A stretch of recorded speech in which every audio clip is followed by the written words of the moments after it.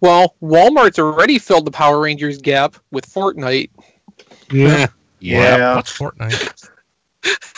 2 weeks. Diecast sent like an emoji or something, and it's screwing up. It made me update Skype. Yeah, but Oh, no. don't do the don't. No wonder it was laughing at us. Yeah, don't whatever you did, don't do that again. Okay. That's weird. Yeah, I don't even see it in the chat or anything. No, me either. It came across in the video. Yeah, just in the video. No, yeah, I saw that. Yeah, that was horrible. I wonder what the button is that makes the thing pop up. Can someone do it so I can see? That's the first No, time. I don't know how. That's the first time anyone has done it since we. I don't think anybody else has that version of Skype if they can help it. So. I hear probably it. that too. I'll show it. Oh, damn it!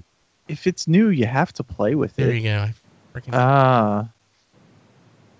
Hey, Well, Kilby, are I you don't not think we're showing seeing video? Because the only people I can see are Chris, Don, Jason, and Matt. I've got a video. I always share the video from XSplit. Do you not see that? No. I check the corner. Am I in your corner? No. I'm in my corner. And in this corner. Well, my video's going out. I can see it myself. They can see it. I can see it. I mean, I'm just, it's fine. I'm just telling you what I see. Nothing. He sees nothing. Can you guys hear me okay? Yeah. And my audio looks a little low in XSplit. Let me turn it up. I mean, you sound fine on Skype. I can't see what you're coming across like on... Well, Skype compresses, so that, never mind. I'm going to worry more about what the VU meter says, so... Skype. As much as I hate that Skype compression, it has saved my butt recently on a couple of recordings. I mean, I can work around it, but... It says you're in the call, but I can't somehow see you. Yes, probably because you updated right beforehand. Same with Rob. Well, there's a reason you can't see me, but... You're John Cena. Yeah, but in the old Skype, I used to be able to see your icon at least, so I get his icon. Okay. It was an active reminder that you were there. Diecast probably ended up with the Windows 10 app version of Skype rather than the Windows 10 desktop version of Skype. Oh no! It doesn't matter on my end. I don't care. I mean, No. he can manually install the desktop version and it'll favor that. I think. I had the desktop version, so it must have deleted it and put me on the app version. Then it very well may have. If you still have one of the old version installers sitting somewhere, you can just run that again.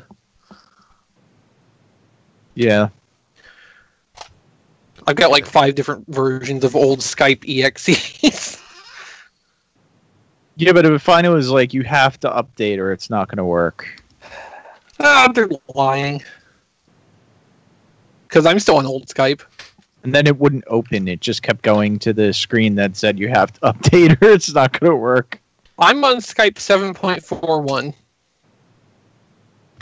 Me too, I believe. And I'm staying. Yes. I'm staying with that until I can't anymore, and then I'm going to not be on the show anymore. I'll literally call in by phone at that point. I actually like how the new version of Skype looks video-wise. So, other than a couple of problems, it gets rid of that blue background. It maximizes the palette. Or the stage. Yeah, but you can't have all 5 of us with video on at once. Yeah, it's fine. Well, it's only fine because Don's not super particular about whether he's on screen or not. It also generally looks better. Look at this. I can fix that. I'll be right back. I'm not actually gone. I just unplugged my headphones. Okay, now I see Gotta have my throat last through this. And now me and Jason are like half cut off. Weird.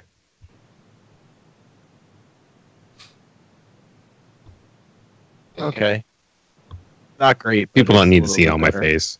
It's better that way. It's just weird. Yeah. Although now I can hear myself. Oh, you are echoing. We can hear two of you too. Ooh. As if one wasn't bad enough.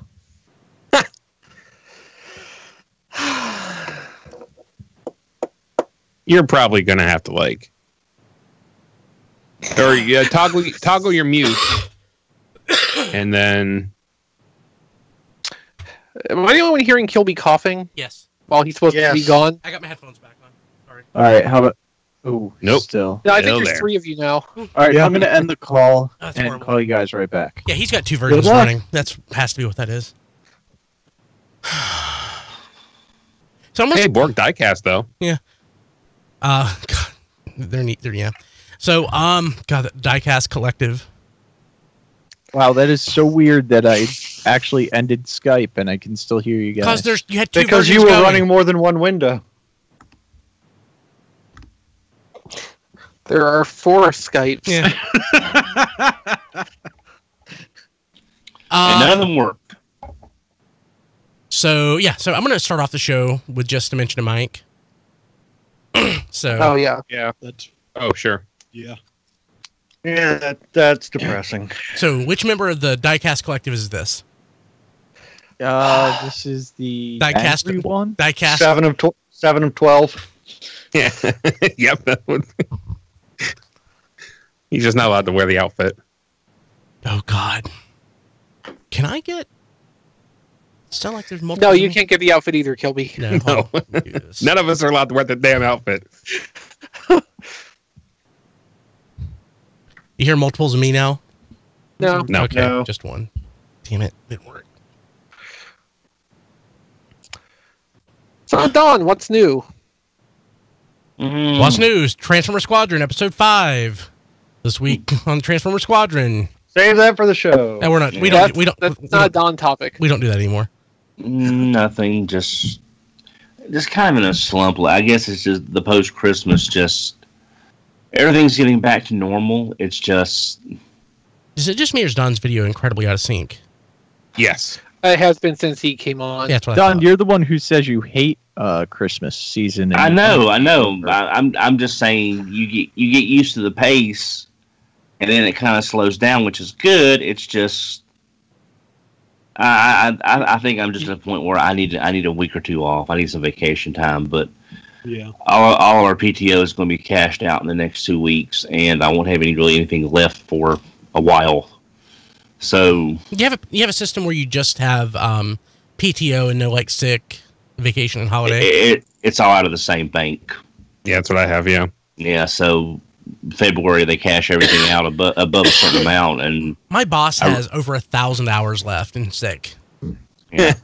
I mean, I could have tried taking something in January, but everybody was taking something in January because they couldn't October, November, December. So, it's just not. There wasn't really anywhere to go. I just want to do a staycation for a few days, but I'll just have to wait. You could go to TFCon in March. Oh God. That's not a Okay. staycation. Okay, Diecast. I just said all my hours are getting used up when they're cashed out. for the most part. It was a joke, That was a Don. joke. Hey, I get a staycation. Yeah. So Every time you're sick, you get a staycation. it's not much of a staycation. It's true. God, yeah, I've been Monday? No, last week I was out sick Thursday. God, it was awful. Hey, but so I get a notice tomorrow on my job. I was trying to do it today, but my boss was at a remote site, so I couldn't talk to her. So I was talking to my new boss, who's my old boss from 3 years ago, and he said that I asked him about the schedule because I thought I had to travel up to the office on my first day. It's like, no. It's like, you don't have to be in the office till the 3rd day. Like, what do I do the first day? Enjoy it. Nice. Wow. Podcast stuff. Yay! I think I like this attitude. Yeah. Yeah. So Yeah. So that's going to be a happy day, is what you're saying, Brian. yes, yeah. So I'll end up driving up to Virginia on Tuesday. And maybe I can get lunch with Don. That'd be awesome. I'll be driving right through Danville.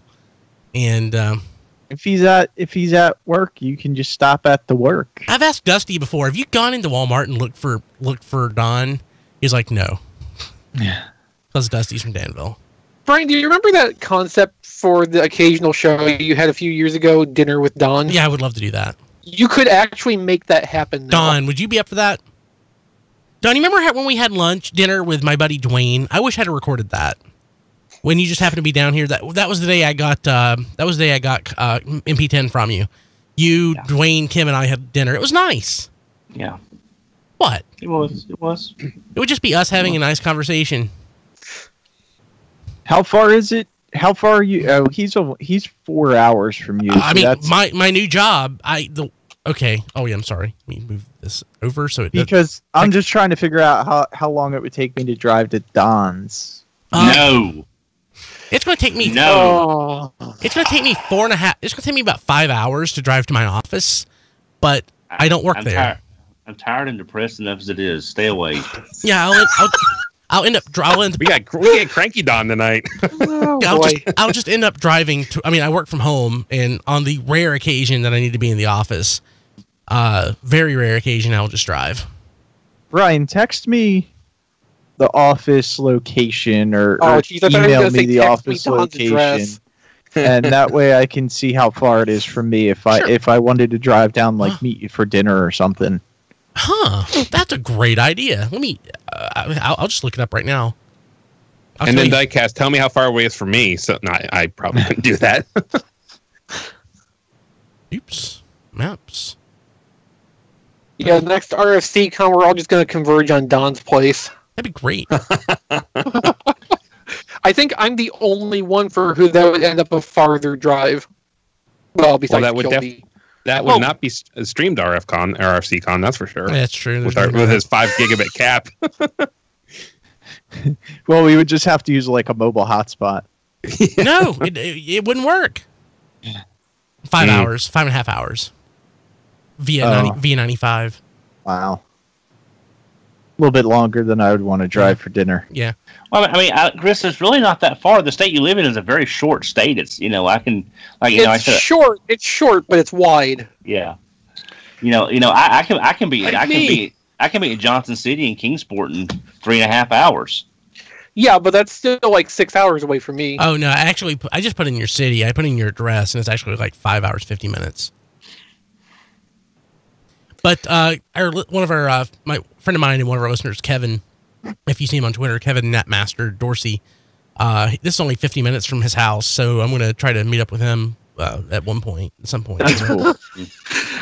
So Eric's in the chat and said dinner with Don should definitely have a season finale with him and Diecast. Oh, that would be great. No, Eric, let me relate to you an experience I had about a year ago, where Don and Diecast were both sitting in the back seat of my car, and I can tell you it would not be the season finale; it would be the series finale of Diecast. Why didn't I record that? Except for the fact that Noah was there. Noah was there, wasn't he? Yeah, I think he was. It wasn't even entertaining, Brian. It's not something you wanted recorded. But in like an Andy Warhol sort of, well, maybe not even Andy Warhol. It was not entertaining. It was kind of sad. You weren't even there for it, Brian. It was in my car. I was there for the Fallout when you left. When you left Diecast just in the parking lot. Well, Diecast was free to come into the restaurant with us. He's the one who chose to stay outside and wait. That was not our best day overall. Got better with the mini golf. Hey, that'll actually potentially get us kicked off Diecast. Oh. And at least in this case, we can hang up on Diecast instead of just having to be stuck with him in the backseat of the car. We were going to stop, represent, and listen. Don is back with his brain. Never mind. Don hates that song. I am going, and all right, here's the thing. I'm going to tell the story again for people in the chat who don't know. I was going with a friend to Myrtle Beach. We lived about 4.5 hours away at the time. He had just gotten divorced, and he was going to the beach to celebrate. There we go. This was 1996. No. 89. So of course, Sicily. 89. So of course, their CDs are not really in vogue yet, and so he has a cassette player, auto reverse cassette player. I just thought those were cool. Yeah. All he listened to 4.5 hours down and 4.5 hours back was the cassette single of Ice Ice Baby. That's I can sort of top that, Don. In the early 90s, instead of getting a cassette single and just having that on, auto reverse loop, my mom had my dad copy a song. What was even the song? It was like from Third Eye Blind or something, which should tell you about the time period we're dealing with. And she had him just have it record the whole 45 minutes of the cassette, the same song over and over and over again. And whenever every weekend we would go up to Wisconsin or Beloit in northern Illinois, something like that, because they wanted to look at cheap houses up there every damn weekend, all summer with the mosquitoes. It'd just be the one song endlessly. A terrible time. That does not sound like a semi-charmed kind of life. No. So that's why I hate that song, is because and on top of that, we got down there and the hotel had screwed up the reservations. So really all they could give us instead of the 3 nights we were supposed to have was 1 night. And everything else was booked up. Okay, Don. I'll do you one better. Yeah. This was back in the 60s, when all my brothers were growing up. My dad was an asshole. He's a horrible person. He had no tolerance for anything. And driving from Wilkes, they drove to Myrtle Beach straight. This was, in a 60s era car that didn't have seat belts, for the kids and all that. They got to Myrtle Beach. Dad let them get out of the car, take their shoes off, run in the sand. Then they had to get back in the car and turn around and drive back home. Oh, wow. Dad was insane. Why would you drive all that way? Dad was insane. Gas was also cheap. It's like the home game version of a bad school trip. Yeah. So that's why I never want to hear that song again. All right, stop. We won't play anymore. Hammer time? Yeah. We'll collaborate and not play anymore. I miss my parachute pants. I look good in parachute pants. Oh my god! I did. That's awesome. It's not the first time Don's mentioned his parachute pants, but it never gets old. Yeah, and they were canary yellow. And they were canary. They were as yellow as XV's shirt is orange. Oh god. Yeah. Oh, I have more orange shirts than this, Don. Oh, I've seen them. I know. Hey, Jason, Jason, I'll say, since just my throat kind of sucks, so if I have to cough and step away, I may need to ask you to, Gotcha. So, Jason, you'll be our stunt Brian for the stunt evening? Brian, yeah. Stunt Brian, third party Brian. We've been down this road before. Yes. So, also, I'm going to start off the show with mentioning Mike. Right. When I start the show, just be quiet. I don't want any snickers or any fart sounds or anything. So, also, after the show, we'll have a very abbreviated post show. I need you guys to hang around to do something for Ant's podcast. So it'll just take 10 minutes. Who's that?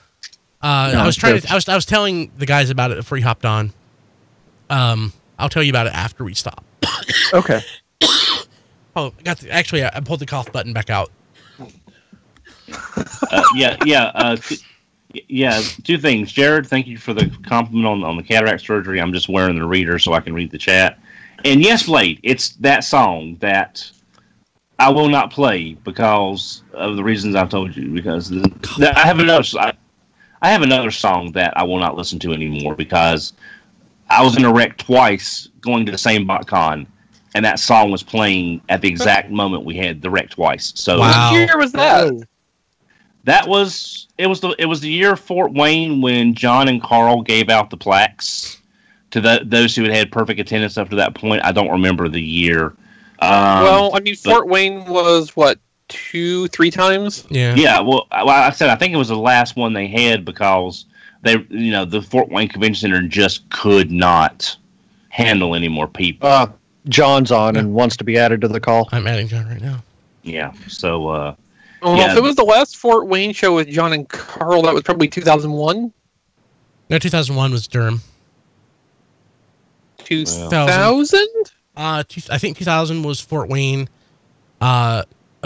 And then 2003 was Chicago. What was 2002? Well, 2003 was 2003 wasn't BotCon. 2002 was Cincinnati. 2003 was a BotCon. No, that was no TFCC.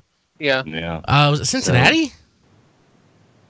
I think it was Cincinnati. WKRP. I guess you can only view 4 people because it just put John jumped on and Chris jumped up into a little circle up top.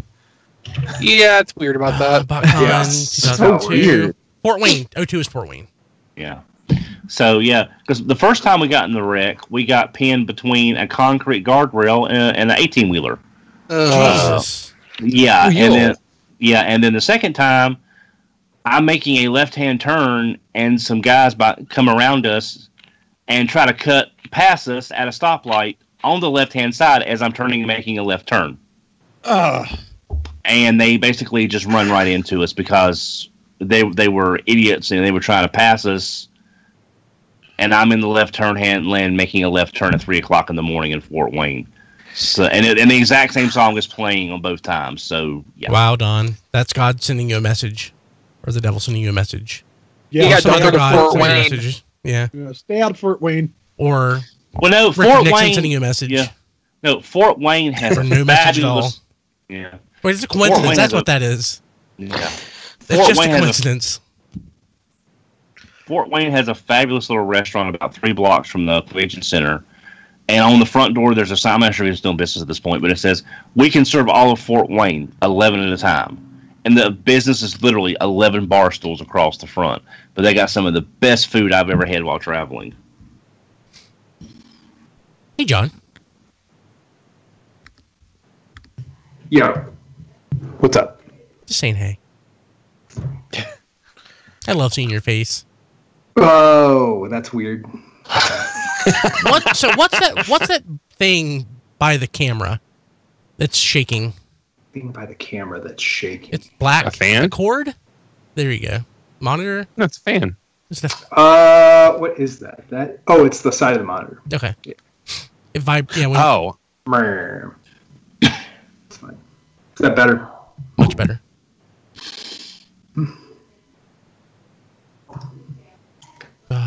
Oh, it's almost time for the show. Hey, John. When we start, I'm gonna have certain. It's not a moment of silence because I hate that. But I'm gonna start the show off in a slightly somber mood. So sure.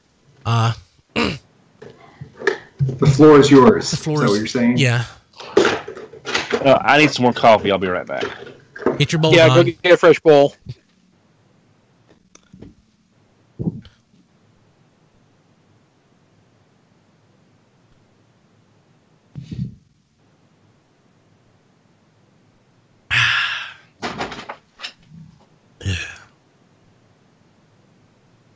It's kind of sad. I blew my toy budget on this week on a piece of podcast equipment that I really just wanted. I'm like, it's kind of like a toy. Well, anything can be a toy if you have enough imagination. That's true. Yeah. Oh, I got a video of the girl when she was the oldest girl when she was grounded. She brings a business card to me from the guy that sold us our HVAC. And she said, "Can I play with this card as a Barbie?" And I'm like, wait. Say that again. I want to play with the card as a Barbie. And then I just look at her. And she has this awkward look on her face. And I let it drag out as long as I can. I'm like, what a sad state of affairs that grounding has brought you to. And I want to play with this card as a Barbie. So, Jason, I messaged you on Twitter. I was telling them I blew my toy budget on a microphone stand that I wanted to play around with. You have, the Rode PSA 1? No, I sent you a back. It's the... and the one I got it because there was an extension with it. It is the RABAI2N. Okay.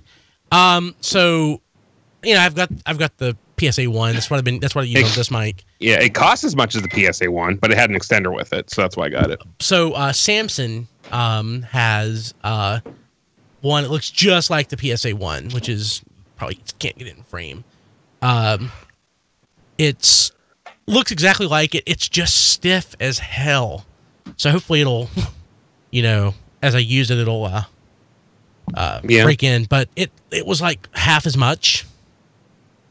So I've got like one more spot over where Don recorded when we did the RFC Con. I want to replace it with. Plus that mic stand is noisy. This one's not. So I was just really happy with it. All things considered, considering it's half as much. Yeah, and I looked it up and saw the price and everything. Definitely, especially for it basically looks like a PS1 It looks clone. exactly like it. I got it out of the box. I'm like, it looks exactly the same. And the Samson, the Q2U, is a pretty good microphone too. If you're looking for something fairly cheap, sounds good. That's what Don has. Yeah. So, you use what, the Rode Procaster? No, I have the RE320. Oh, the RE320. Okay. I could. Yeah, nice. Yeah, the Procaster too bad with plosives. I didn't need something a little better with plosives. Yeah. Okay. Sweet. So yeah, very nice mic. I knew it sounded great. I for whatever reason I thought it was a Procaster, but now that I look at it, especially with the mic, the shock mount, it's definitely the 320. Yeah, and I'd even asked you what you thought about the Procaster, and you were the one who told me it's like it plosives, and I watched some video reviews, and I was like, oh my god, that thing pops like easily. Nerds. Working in radio, I grew to love microphones. So yeah, in fact, if I didn't record myself talking with them, I'd probably still buy them. At this point, I know, right? Yeah.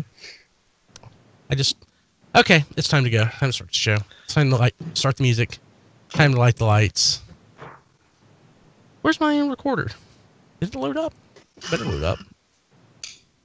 Speaking of that, I saw a tweet I really agreed with the other day. Have the Muppets host the Oscars, then people would actually watch. Yeah. I don't even know that would make people watch. It wouldn't. Make no watch it would just denigrate the Muppets. I liked their new show, but nobody watched that either. Did they cancel it? Of course they did. Within moments. I actually really like the new show. And I guess my co-host David is watching right now. We both loved it, so we talked about it a lot on the show when it was on. Nice. Okay. Yeah. I'm good to go if you guys are. Yep. I'm gonna do my normal just introduction and mention Mike. Then I'll throw to you guys. So just heads up. Okay. 3, 2, 1.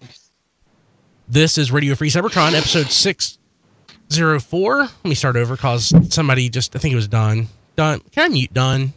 Yeah, I can. Really? I can mute individual people. Oh, no. We can? I'm updating right now. I can only mute Don. Maybe I can mute more. Hold on. Before we start. Mute me. I'm going to unmute. Oh, wait, maybe. Is it the whole stream you're muting, maybe? Can I unmute Don? Oh.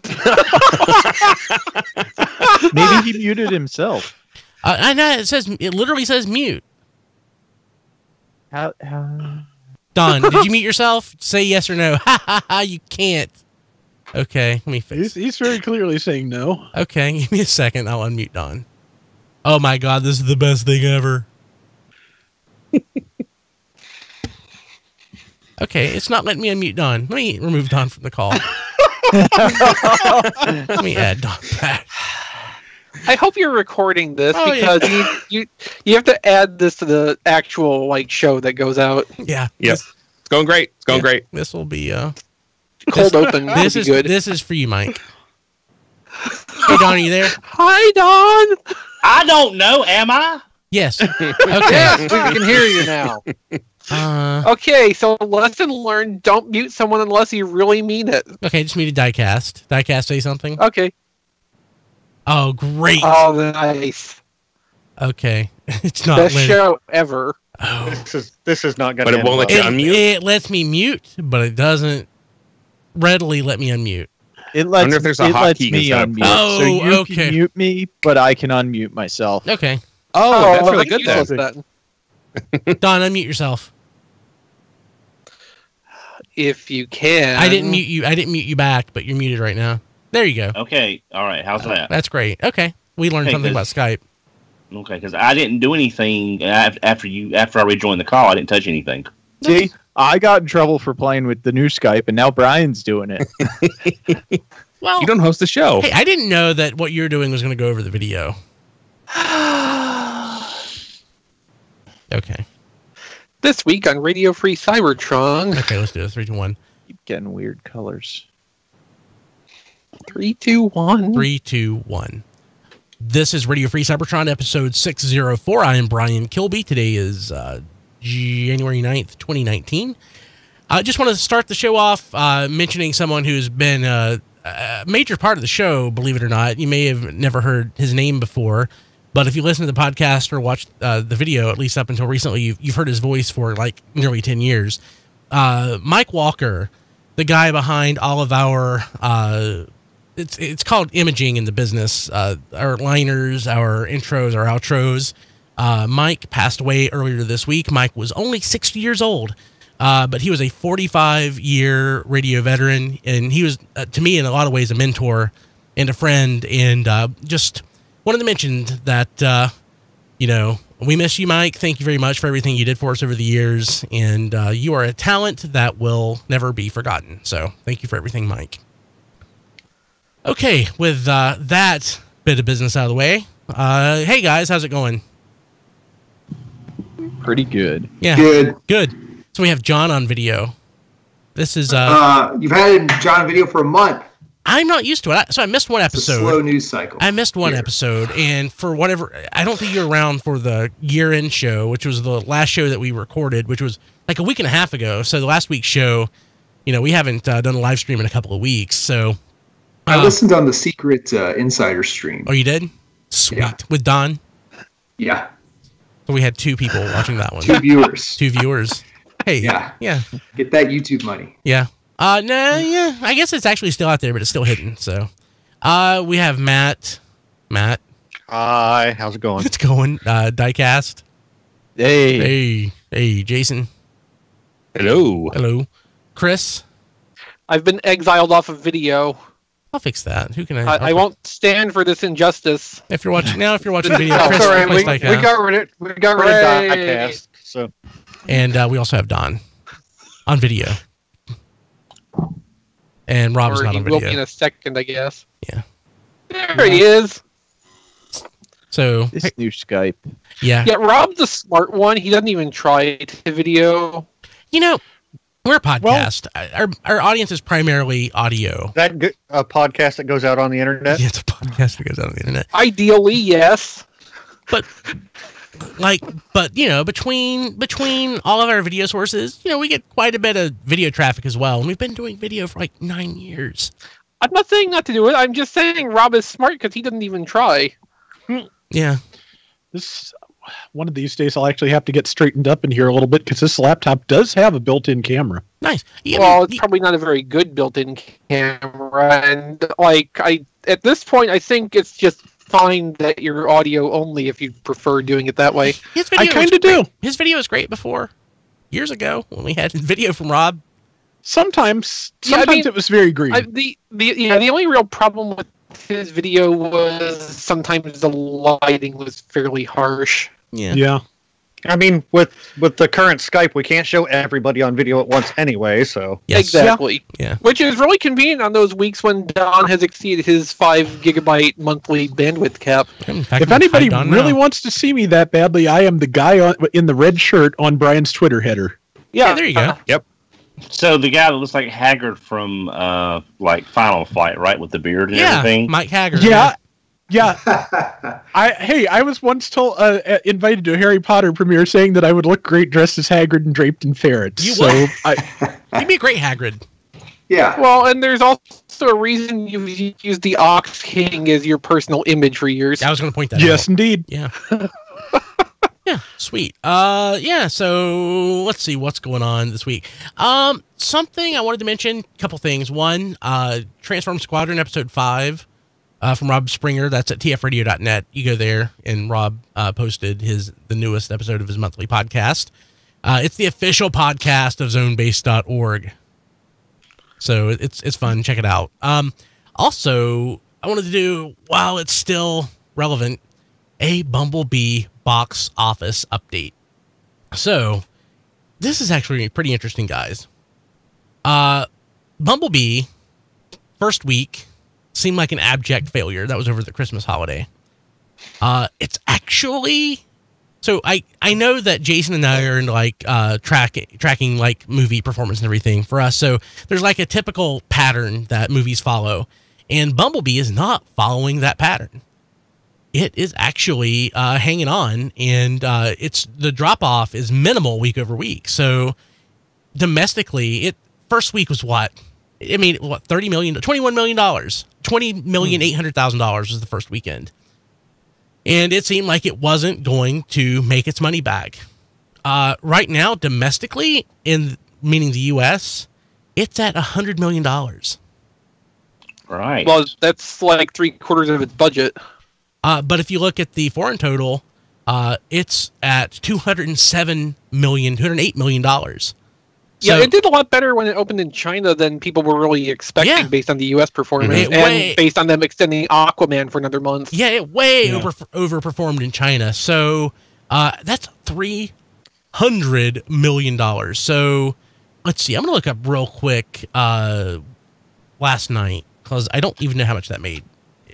Well, slightly more than that, but it did not do well in China. I don't believe. No, it didn't. So last night made about $130 million domestically, and I think Bumblebee will come close to that.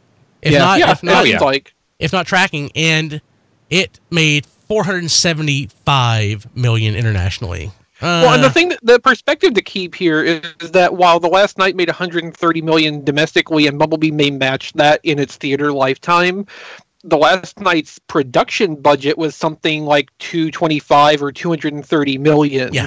Bumblebee will make back its production budget domestically, and then all of that international money is profit, just straight up profit. Well, the good thing is there was so much positive word of mouth. I think that buzz really helped a lot getting the word out. Don't make us permanently mute you again. And but I mean, I actually have not had a chance to see it yet, but I've heard a lot of good things about it, so I'm looking forward to seeing it.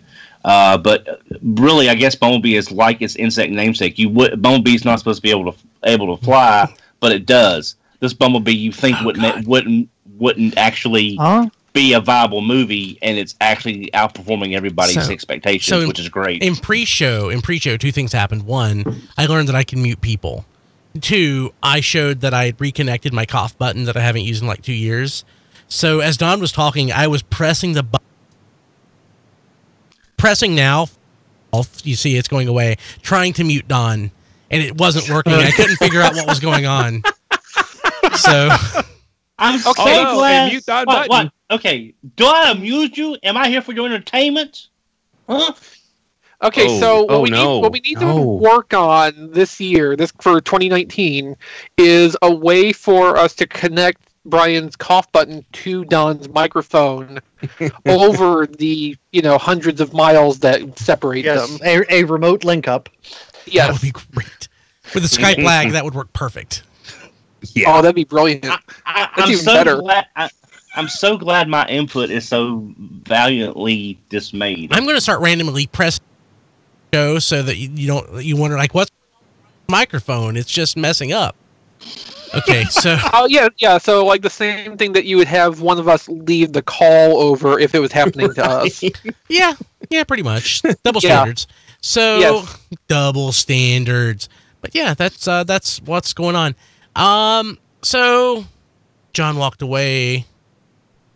Let's just go ahead and jump into it. Did anybody get anything this week? And I'm going to start off because I know Diecast got it too. If I can find it.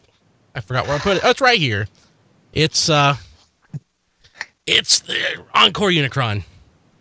It's so purty. It is really pretty. I thought I was going to hate this, and I have to say I'm actually very pleased with it.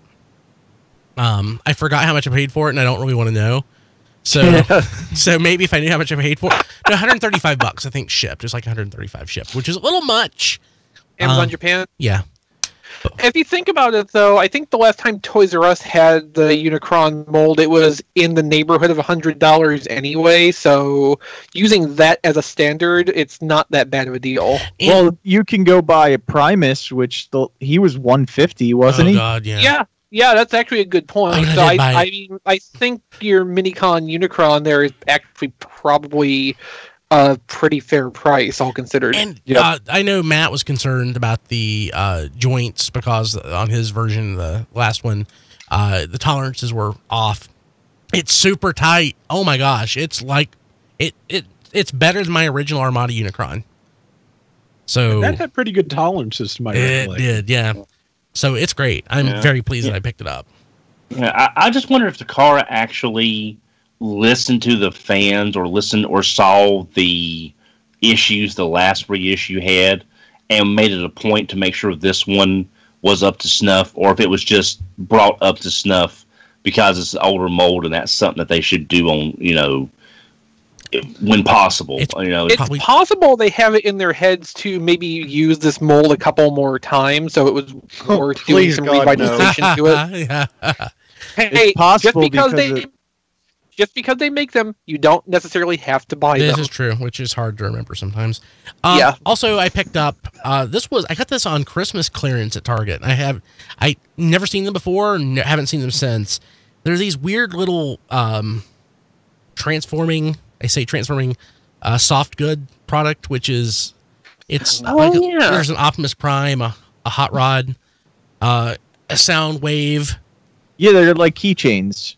You just kind of turn them inside out into robot mode. You turn them inside out into robot mode. Transformers Popples. It's basically There was like a pillow Optimus Prime a few years ago that worked the same way, I think. Wasn't there a pillow RC as well? There was a little plush that worked that way. I think I have it. So here's Optimus Prime. It's kind of like a Popple, yeah. I wouldn't say it's a keychain. It's like a backpack. Whatever the kids do. Trinket. Whatever the hell they do.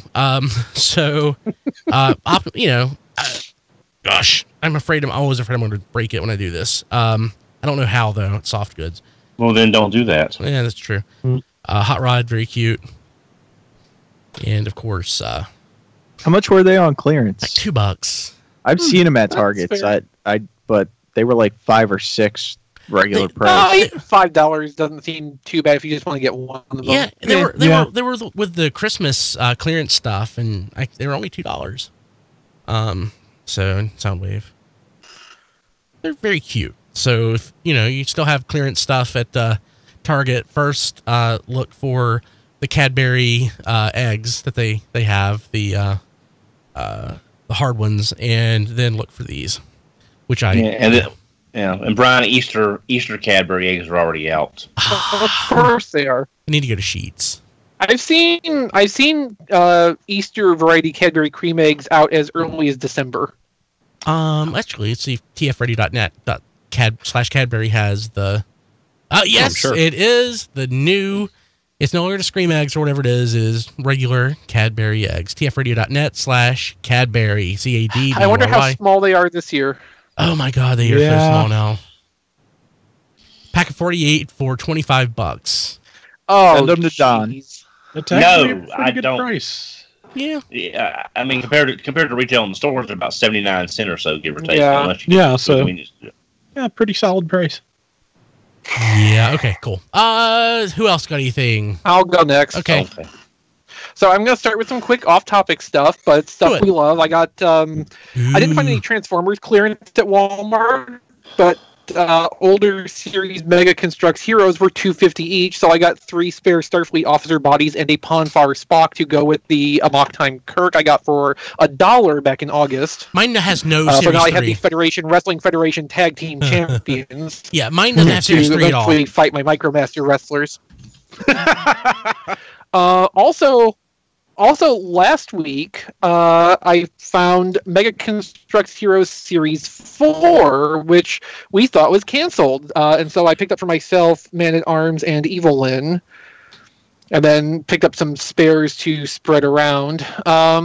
Thank you. When I went back today, almost everything was gone. I think there was one Hellboy and one Kratos left out of the assortment, and like the whole rest of it had been picked clean. I was actually kind of surprised. I didn't think there was that much activity on the Mega Construx Hero stuff locally here.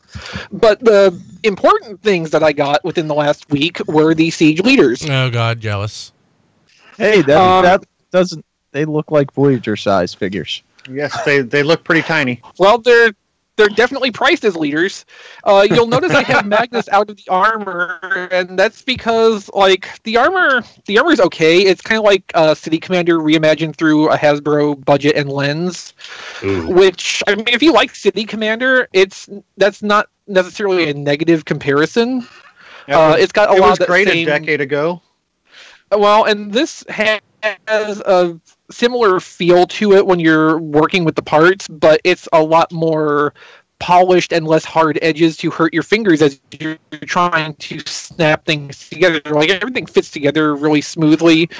You know, it's like the refined City Commander, and if you want the Ultra Magnus experience where it armors up like that, it's not a bad option. I wish the blue was a lighter color and it didn't have all the paint scrape deco over it, but like, it's not that bad. And since recent developments have convinced me I'm probably not going to buy the leader class Optimus that's coming out, I just went ahead and bit the bullet for this. But I actually find the cab robot to be a lot more interesting, and it's fairly dynamic. I guess not super posable, but what it can do works pretty well for getting good poses out of.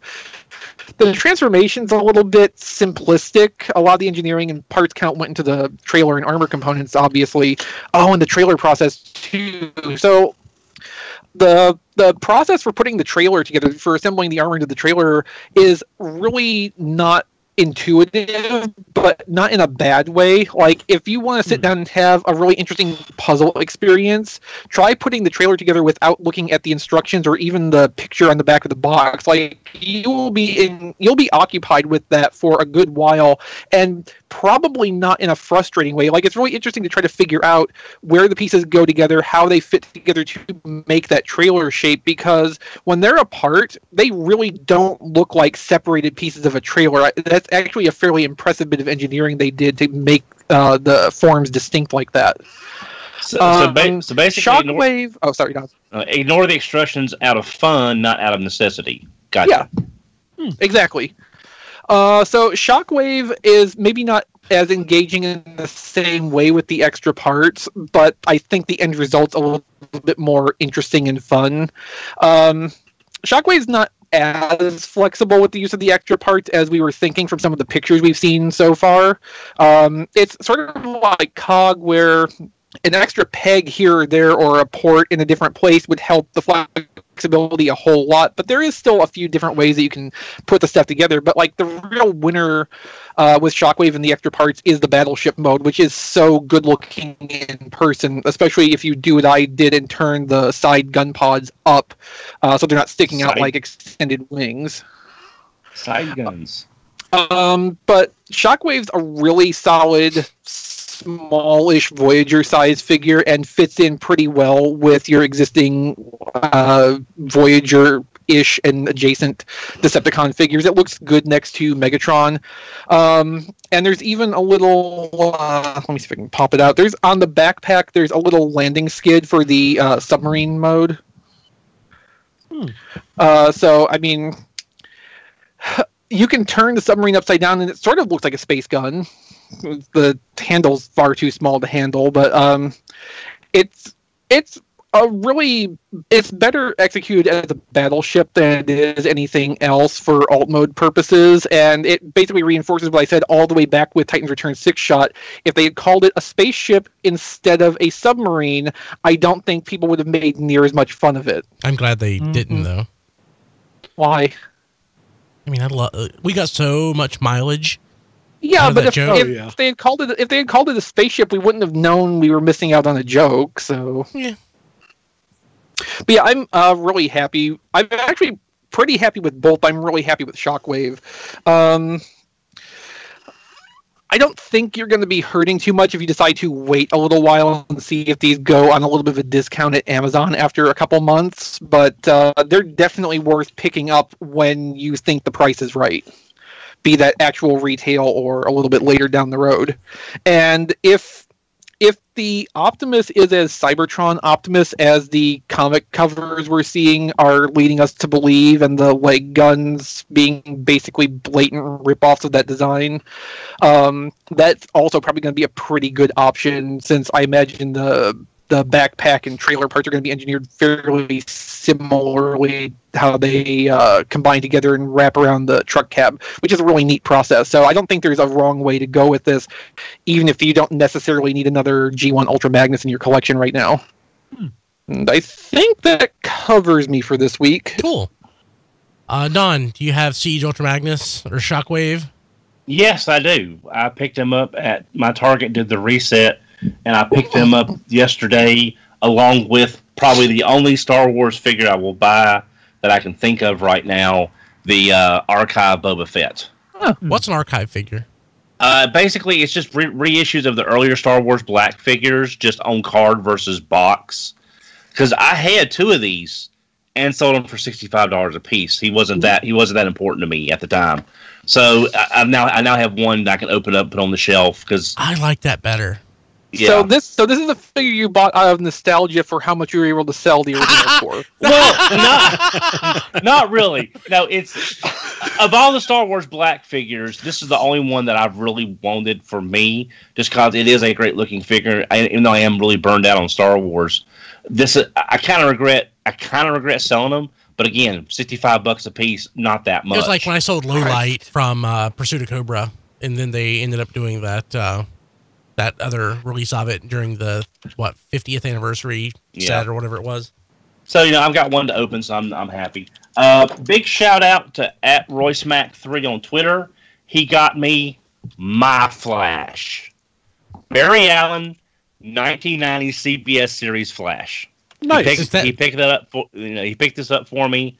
It was a gift. I'm gonna pay him back for at least the shipping as soon as the PayPal transfer goes through. But yeah, this is my Flash, the velour suit and everything, and I'm really grateful to get this Flash in my collection. There were no action figures associated with that TV series originally. No, there were not. I mean, it wouldn't make sense. I mean, it was a primetime TV show for old people. Maybe that's why we need a Mark Hamill trickster to go with it, though. I'm hoping that would be nice if they do like a villain accompany line, because they've got this Flash, Linda Carter Wonder Woman, and Val Kilmer's Batman. I thought they had Michael Keaton's Batman. I thought it was too, but no, it's Val Kilmer. It's Val Kilmer's. Yeah. Nobody wants that. I would. I couldn't figure it out either. So there's that.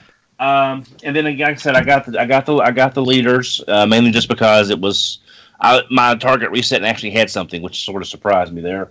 And also, thanks to Massey having an early morning case of the running crazies, I was up at about 3 o'clock in the morning, gave him his food early, and I thought, well, I'll check my email and everything else because my phone was still charging.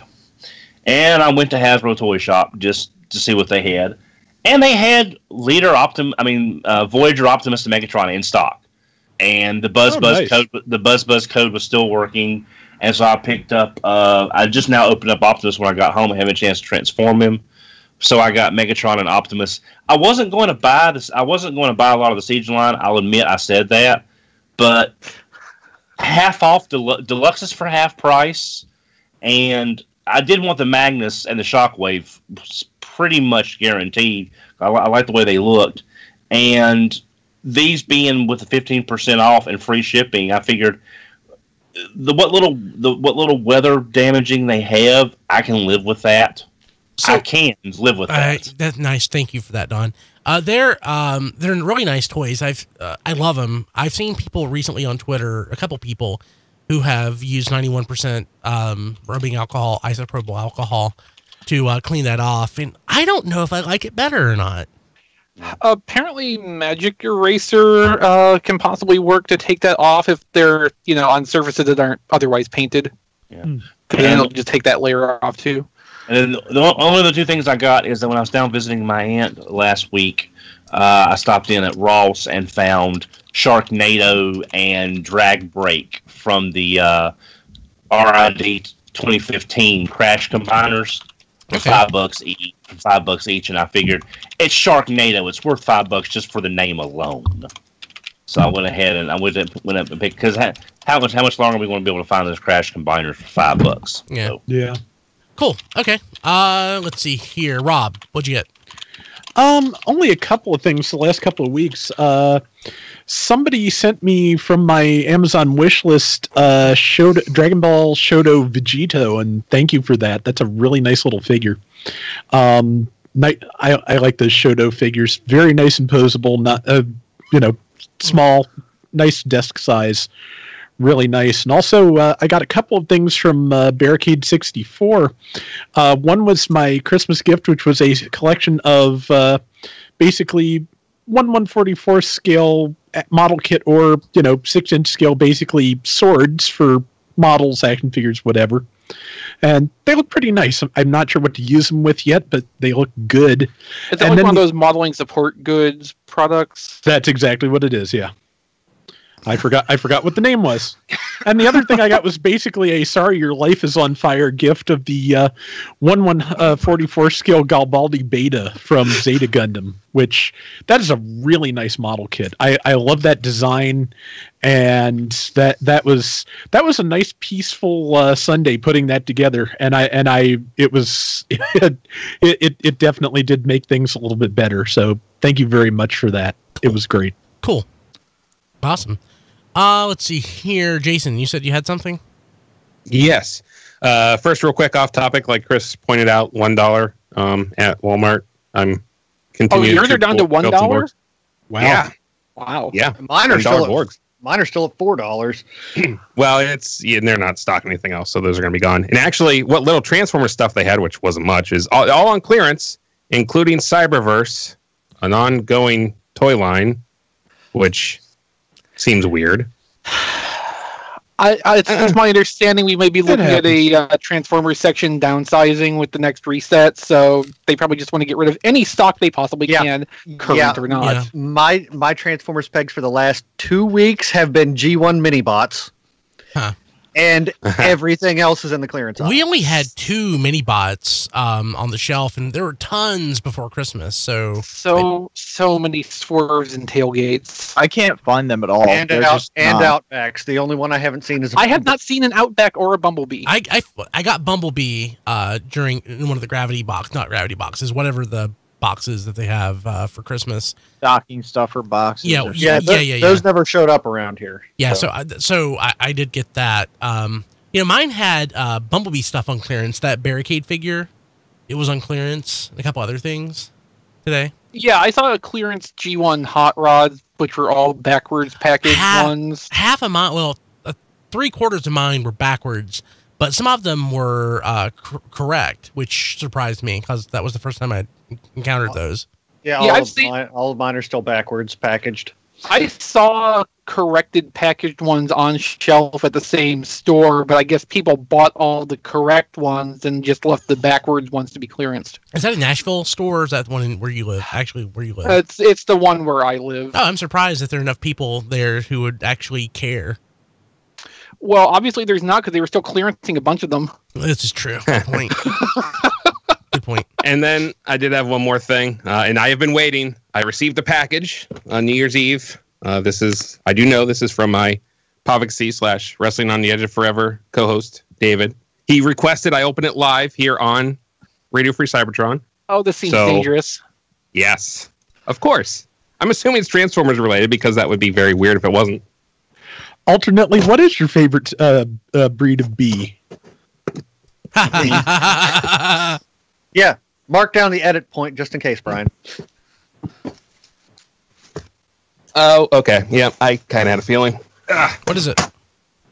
So remember that story a while back about Transformers and shoes? Oh! That son of a gun, he freaking bought me the shoes. Oh, nice. David, you are ridiculous. Holy smokes! Oh, The those are Optimus Prime ones. Wow. Oh, yeah. Wow. they're gorgeous. And there's even a little. Oh, cool! There's all kinds of cool stuff about this. Oh, those are that's tacky enough. I would actually wear them. I like them. yes. Are they self-lacing? Not yet, Don. No. Okay. Oh, they come with. I can do white or red. White or red laces. One Any of help? each. I don't White. Oh, very One nice. of each. Nah, it's not a bad idea. Or you could double You're not lace wrong. it. Yeah. Oh, that's true. Oh my god, I So don't think I've done that since I was like 8. Now, I'm not the most fashionably No. upward mobile person. But were these a thing that I don't remember, or We talked about them. Yeah, Was Don I here believe that week? I brought him up on the show. Well, it's funny though because I forgot who it was. We were talking about something like, oh, I don't remember that, and then they said you talked about this on the show 3 weeks ago, and like when you talk about everything, even we skip over a lot of stuff because you have to, but like when you talk about this stuff every week and spend so much time on it, it's easy to forget.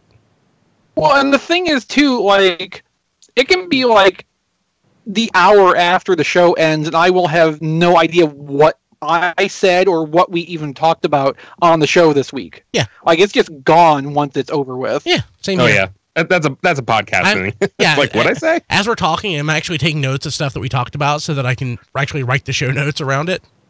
So yeah, that's awesome. David did a great job. Yeah, Oh, and yeah. wow, this is I'm kind of speechless because these. I mean, their shoes aren't cheap. That's I know how That's much a those great things gift, cost. too. Those are a great gift. Yeah. oh, thank you so much, David. That was awesome. I'm just gonna draw my shoes now. Carry on. That is slick. Wow. Diecast, see, you can't top that. Yeah, well, see, now, Jason, you got to top that next year, so now the shoe's on the other foot. See, I'm kind of upset Damn about it, that. Don. Now pun aside, yes. Now next year, I gotta like bring out the big guns. So we'll see. Mute button doesn't work. Go ahead, Diecast. I'll start off with the SGC or SCG, whatever, the Iron Factory G2 Sideswipe. Yes. He is very small. He's nice, though. I mean, I love his spiky tires, and he comes with 2 machine guns, the sword. He's got a sheath on his back that you can hold the machine guns or the sword in. The only thing about these Iron Factory Legend scale figures is they're so small. Well, they're legend scale. Yeah. Well, no, they're smaller than like Hasbro Legend scale sized figures. He came with a special numbered collector's card and everything, so he is pretty legit. Nice. I want to point out that GT Sideswipe is also not your father's Autobot. That is correct. Yes. Also, I think we need to put legit in air quotes. Yeah. It legitimately exists. Yeah. It has form. It has substance. It has mass. It can be destroyed. It's bound to the Higgs field. And now this is one Jason's gonna like. I didn't get time to fully combine him yet, but it's the Shattered Glass SGC, yeah.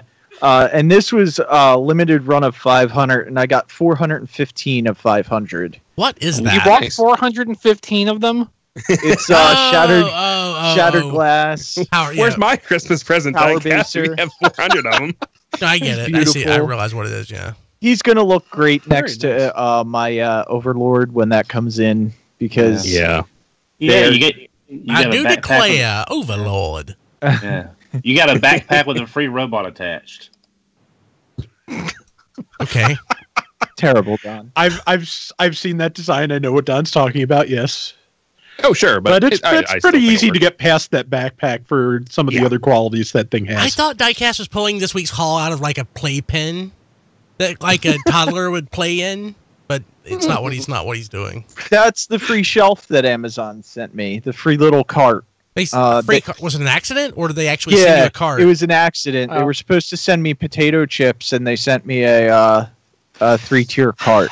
Nice. Diecast, as many as many objections as I have to so many things about your lifestyle, there are times I wish I had your life when I could order potato chips from Amazon and just get a shelf instead. I got those microphones. It was pretty great at one time.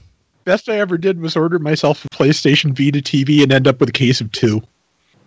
Oh, nice. I will never forget that time I ordered X9 Ravage from Beast Wars Metal from Image Anime, and they sent me 2.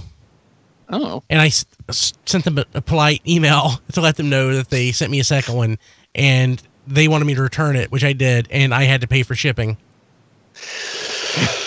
That's terrible. If I had to do it over again, that's not how it worked out. Like, morally, that's really nice of you.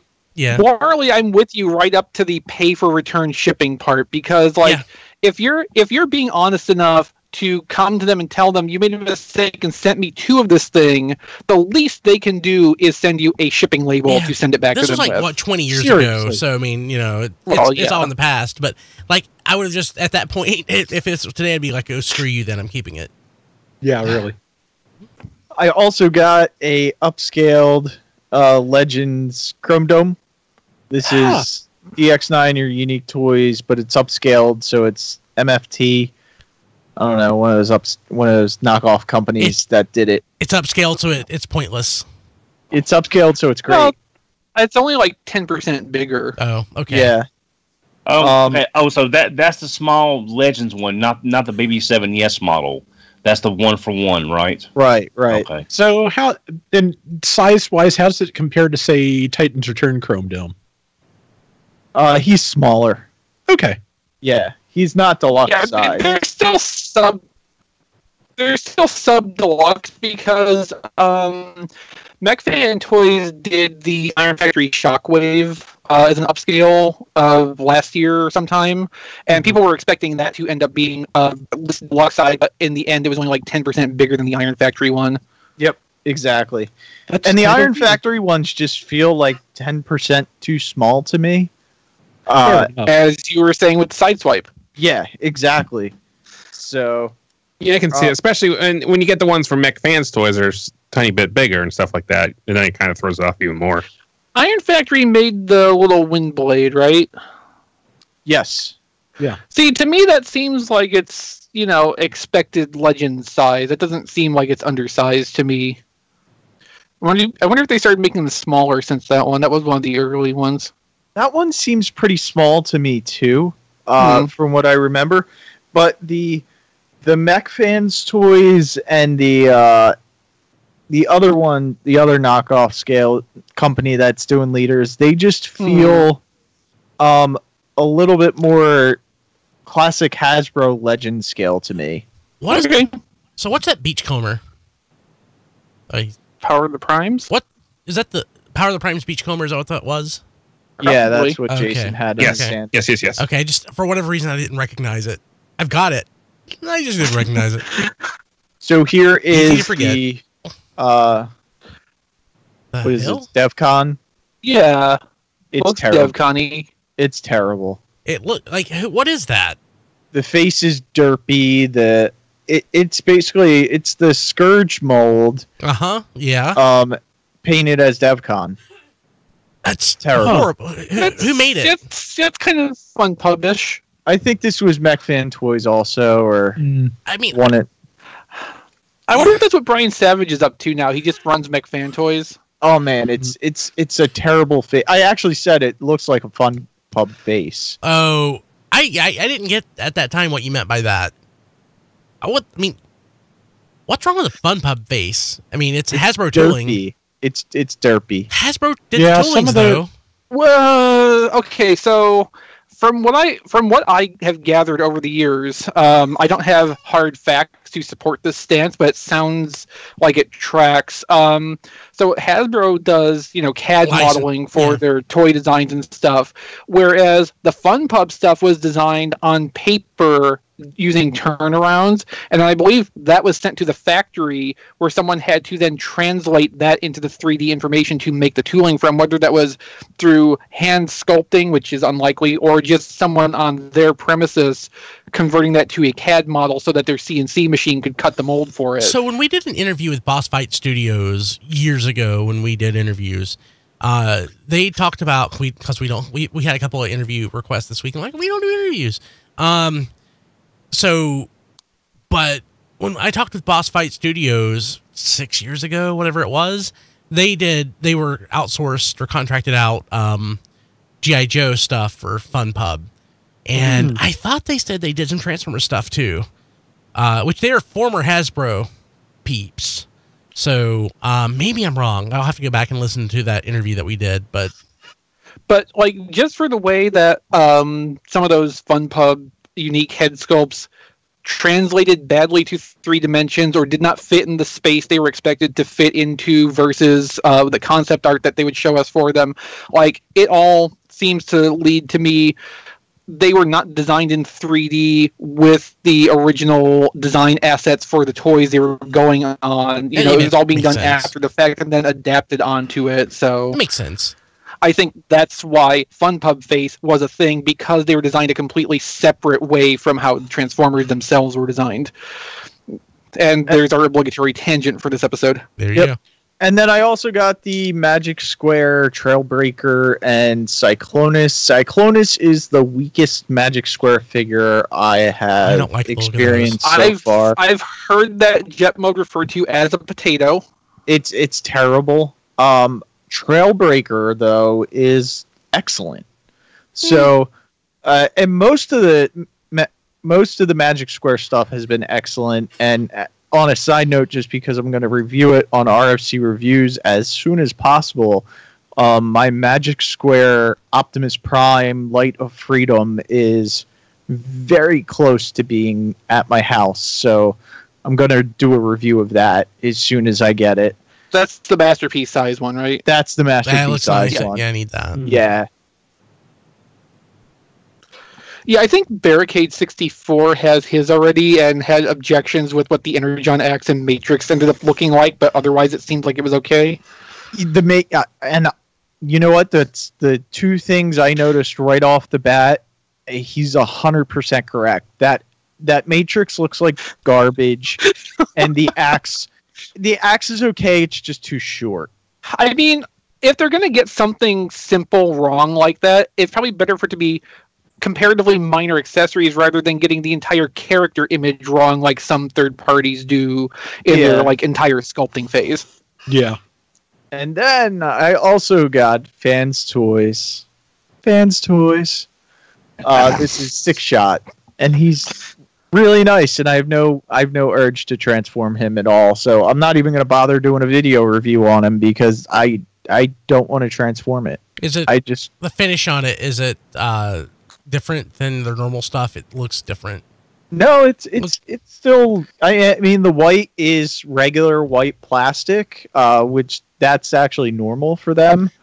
Green looks kind of metallic. It does. Yeah. Yeah, the green is painted, which they usually do use a lot of paint. So when I saw that on Twitter, I immediately thought, because I'm stupid, that it was the Encore Takara Tomy version of the G1 toy that was metallic.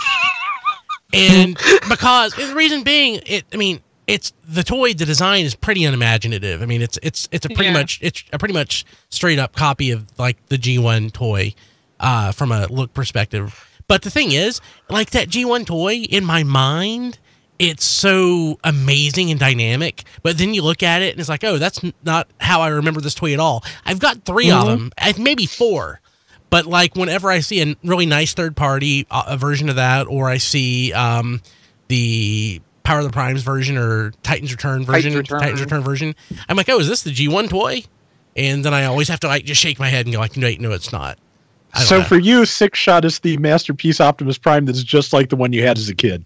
Yes. Or it's I was going to say it's my Mandela effect Transformer, but that doesn't quite work out. Difference. Yeah. But yeah, you're right. It's just kind of hard to get, I think, too far from the original 6-shot design and still have it work. Because I mean, right? Yeah, it's a good point. It has to do so many things that if you tweak the engineering too far, it's just not going to look right. See also Fans Project with their quick switch. Mm-hmm. I just saw my Titans Return 6-shot. I'm like, oh, there's my G1 6-shot. No, it's not.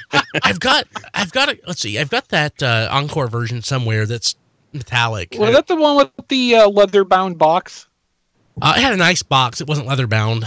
It was a nice box though. And I got a couple of other G1s. So okay. Anything else?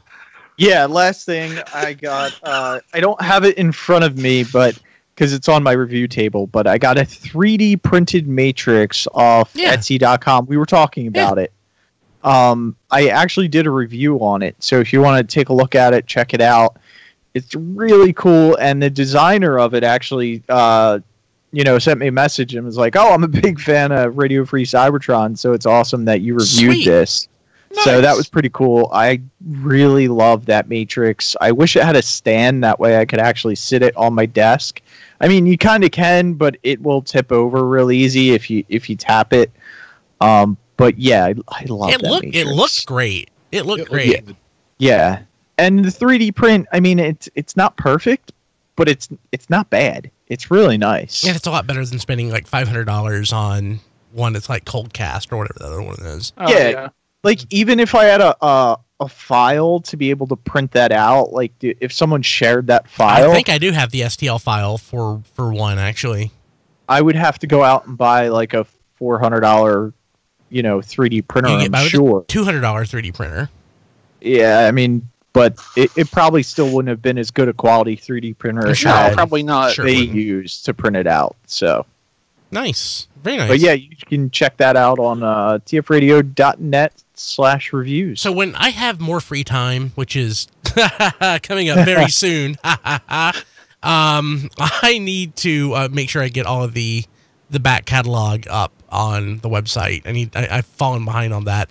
I'm also working on straightening out our Roku channel. Our video provider network, we've been having an issue with them for months, and it has not been updating. So I am going to do this the old-fashioned way and manage it myself.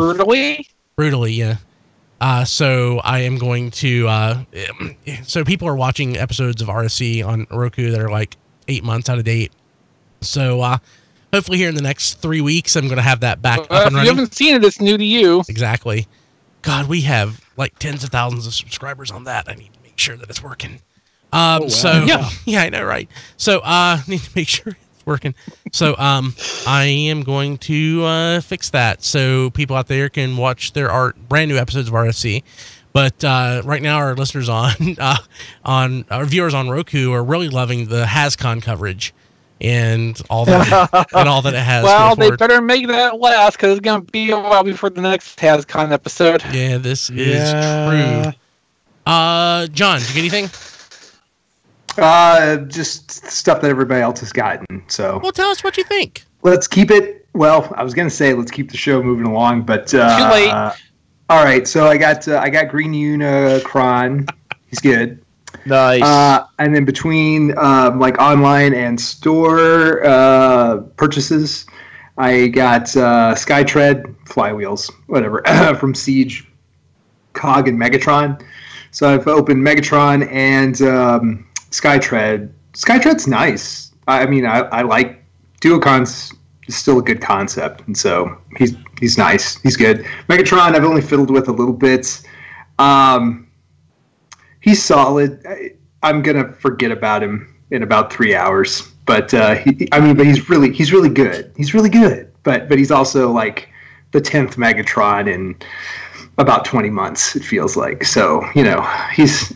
God bless the 7-year-old this is his first Megatron. Hey. He'll be over the moon. So there's somebody on Twitter that I don't know them, but there was a tweet that was getting a lot of play on Twitter a couple of days ago on somebody saying that they don't understand why Transformers fans are tired when there's a Megatron, basically every year and an Optimus every year. And I mean, it got a lot of play and some good points were made, but I guess my general thought is we've been going through this routine now when it comes to G1, Optimus, and Megatron, at least like for the last 7 or 8 years. And you could go back and say it really started with like classics in like 2006. Prior to that, we were reusing the name Optimus Prime and Megatron, but we were always doing something different. And often there were new characters. And we had it wasn't like the Bumblebee show. It wasn't Sideswipe. So everything, like Prowl, for years, the only Prowl that I had was an owl. And that was pretty awesome. There's the race car too. Yeah. So, I think people have been conditioned to think that you're supposed to get these characters every year. But for me, I was like 30 or so when this started. So it's just kind of old for me and for a lot of us. But like if you talk about Eric, Eric's what? Eric just turned 19, or is he still 18? Eric probably doesn't.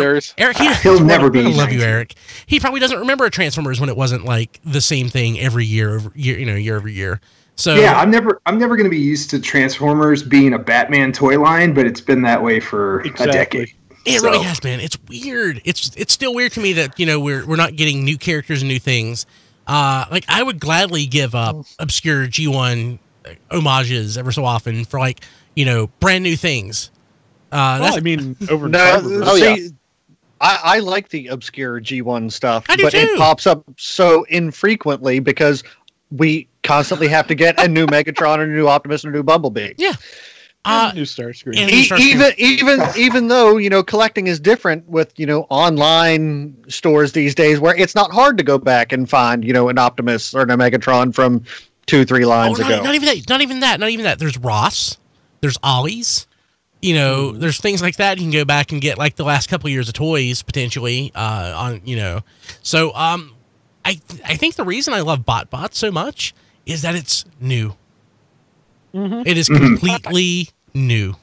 I'm and the at theme a song. point. Yeah. I'm at a point where I would totally trade Generations 2020 for another go at Robots in Disguise. Yeah, I can do that. Yeah, I'll take it. I'll take innovation. Anyway, I like Siege Megatron's a very good Megatron. Whoever buys Siege Megatron will have a very good Megatron. It's an awesome toy. They'll probably be very happy. But it's another Megatron. Yeah, it's another Megatron. Yeah, I'll give them credit though. Like it's the best G1 Megatron likeness we've had on the Generations toy yet. Yeah, I'm sure. I'm kind of digging the whole move to extremely representative designs more than I expected to. Seeing them at SDCC and all those things, it's just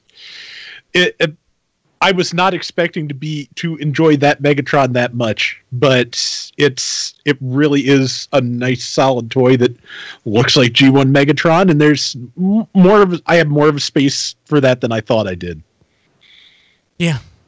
Good stuff. It's just I don't know, a Transformer that turns into a clog.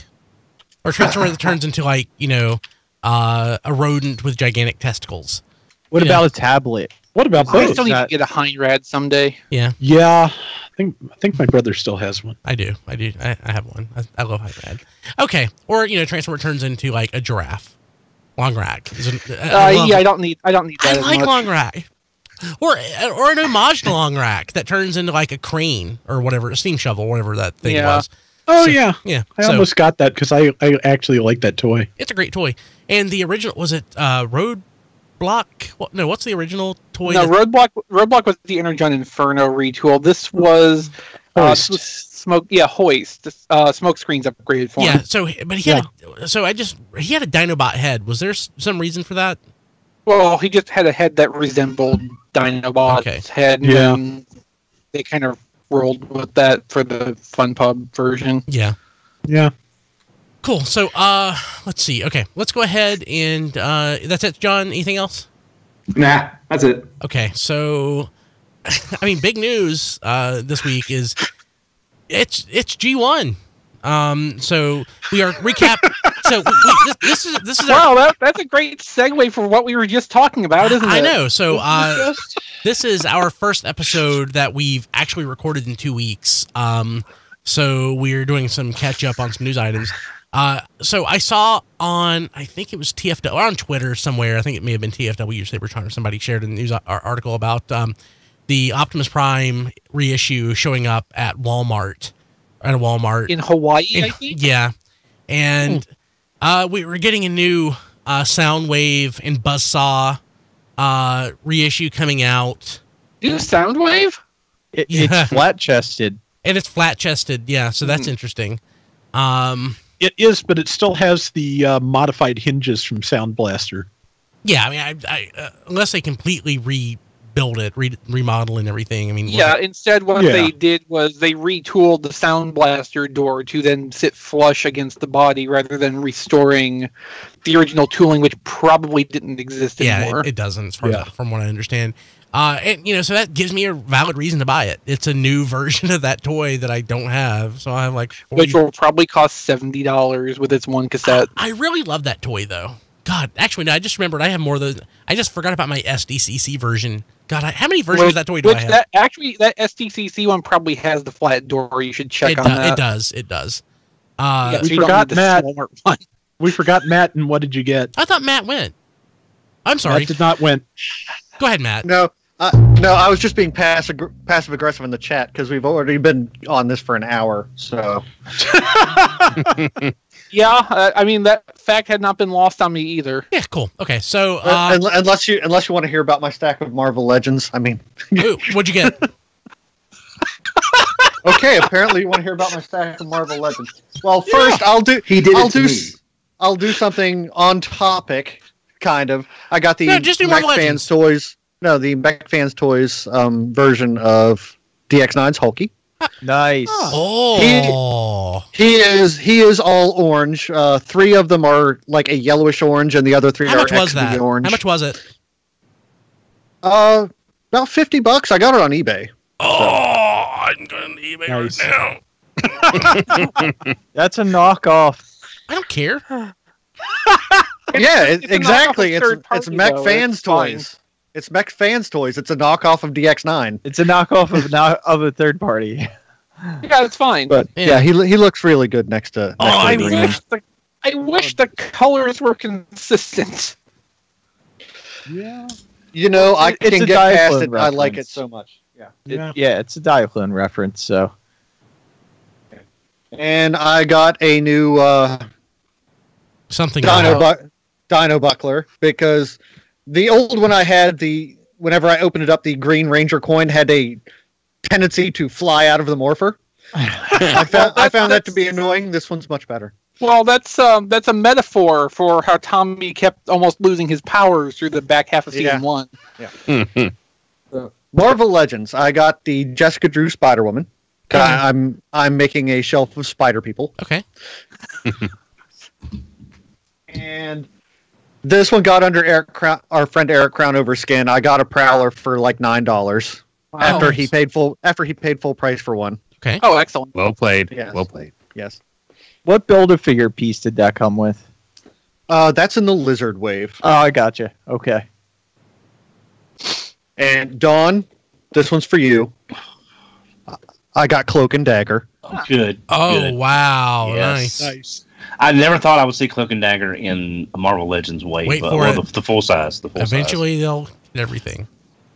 Yeah. I have a Walgreens now, so today I found the Thing.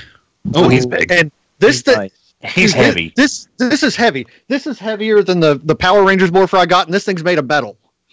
That thing is just solid chunk. And at Walmart today, I found the Gray Gargoyle. Oh wow! For my Masters of Evil shelf, and Genus Vell. I was going to mention that I got Genus Vell as well, and I'm very happy with it. Even though I wish it was the Avengers Forever version. Yes, that's what I was hoping for as well. But this is a fine substitute. Yeah. Well, my target. Now we can move on. He's my Captain Marvel. Remember how the 90s Iron Man cartoon randomly made Gray Gargoyle one of the stable casts of bad guys? Yeah. That was weird. That was a... Okay, so going back to the G1 stuff. So there is we have that Soundwave coming out, and we also have a Gears, which Gears is probably my favorite mini-bot. So, I love the Warpath. I hate Warpath. I hate the Warpath toy. Oh, I'm more excited about the Warpath than I am any of the small ones that have been come out so far, except for Tailgate. I just always liked how Warpath's head flips up, and I couldn't tell you why. I think that bugs me. It's just weird to me. I don't know. I've never cared for that toy, but I love Gears because I love the character, and I really do love the toy. It was just so different to get a tank. Like, we don't usually get tanks. Yeah. Well, then we didn't. Yeah, then. Well, the great thing about this mini bot lineup is there's so many past, buying them, finding them.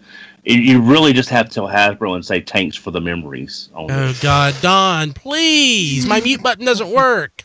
The fact is mine though. Let me check. The fact that this is not going to end well. The fact that they are pulling out Warpath though means they're going back as far as the 2004 TF collection minibot set. So there could be Power Glide, Cosmos, Huffer coming along too. I would love a Power Glide. Yeah. I mean, unless they're doing and a Cosmos. Unless they're doing, I mean, I'll buy them, I guess, just so I can have them in on Silk Card. They should do G1 reissue Viper. Oh yeah, that'd be great. Yes. Well, I was going to say the only thing that would I need about a dozen of those. Yeah, the only thing that really interests me is if we would get G2 versions of the ones that we didn't get G2 versions of. Great. John, did you buy it? Okay, yeah. I am jealous. Okay, John just bought this on eBay. I was going to buy it, but I don't have the money right now. It's one of the few things I actually considered. I saved you. Too. You saved me $100. It's a Happy Meal display of Batman the Animated Series. I seriously would have bought this. Me too. That's exactly like something that I would have in my office. So except I don't have. Although that's gonna look great in the back corner next to John's Jeffrey. It will. Yes. Yeah. Man. I love that. Congratulations. That's a great purchase. Thank you. So. To our audience who's hopefully still bearing with us, just keep in mind this is our first regular show of the year, so this being off the rails is just kind of on tap tonight. Yeah, and there's not a lot of great news to talk about. Got to get out of our system. And not that we would ever know, since we haven't got to that point in an hour and 15 minutes almost. But for everyone in the chat, don't worry, I've got plenty of funds left. Oh, don't make it forced on. So, Transformers Historia. Wait a minute, Brian. Yeah. Do you want to know the real big news of the week? Oh, no. Oh, yes. What is it?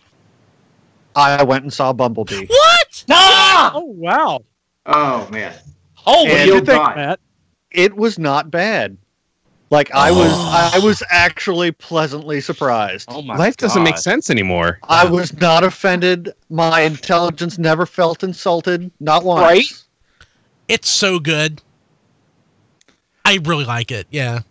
I'm dizzy. And I genuinely like it. It's not like I like it on a Transformer sliding scale. It's like absolutely. I genuinely liked it. There are certain few things I could have done without.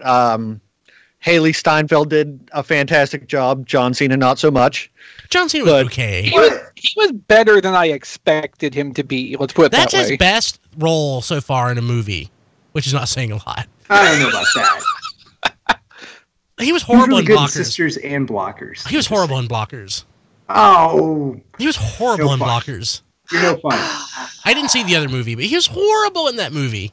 But by design. Anyway, yeah, I guess.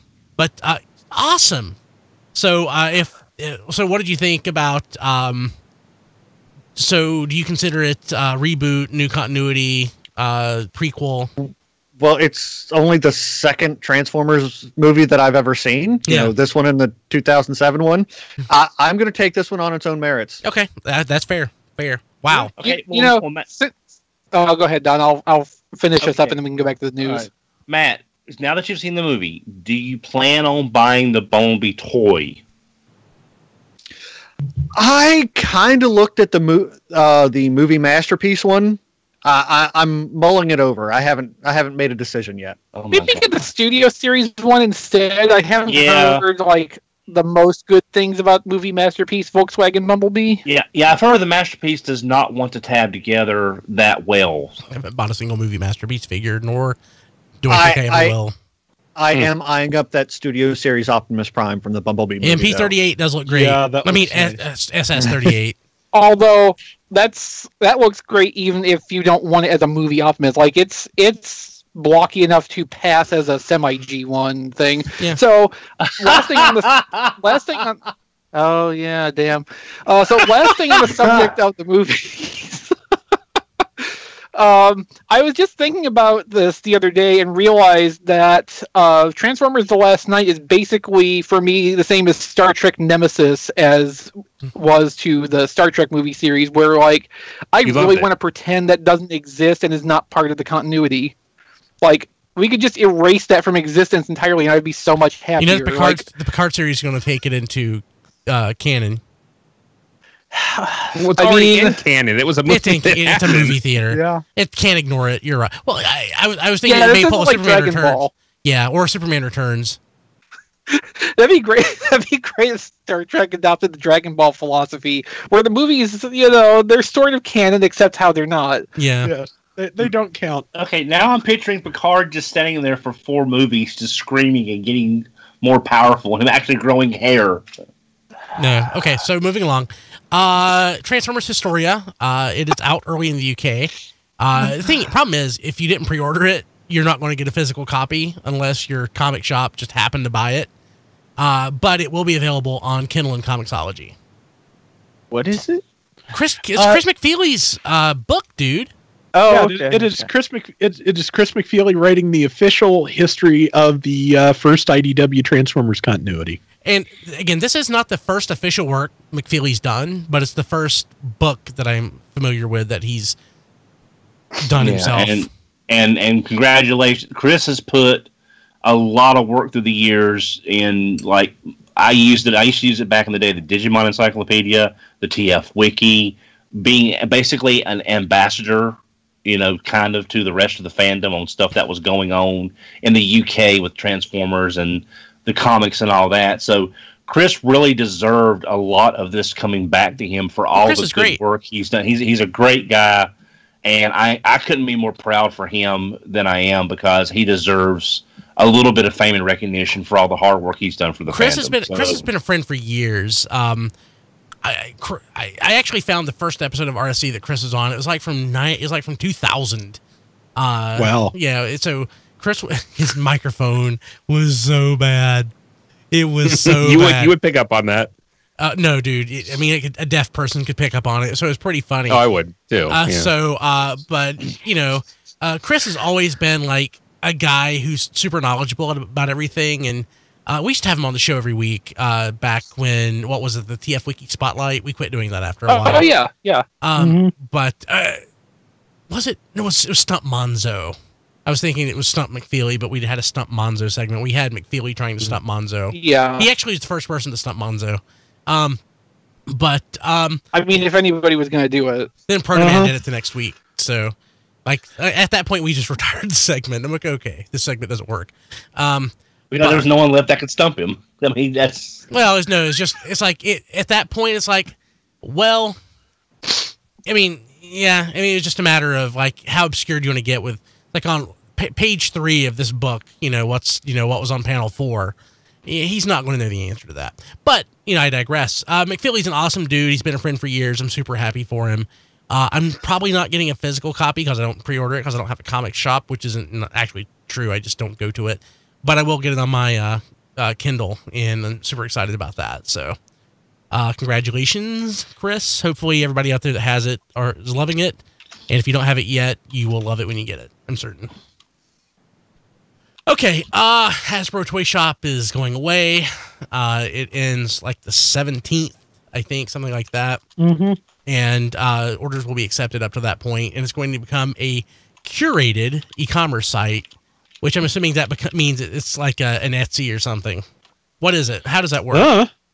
Who knows? All we know is that their new e-commerce site is coming in February, and they're there will be announcements later on the curated brand content that they intend to have on it. That's all we have so far. Now, if I'm using the context of curated as curator, if I'm using that same similar context there, that means that they're handpicking, or at least they're not putting tons of stuff on there. They're going to be judging on a semi-individual basis what goes on there. No, I mean, it can mean a lot of things.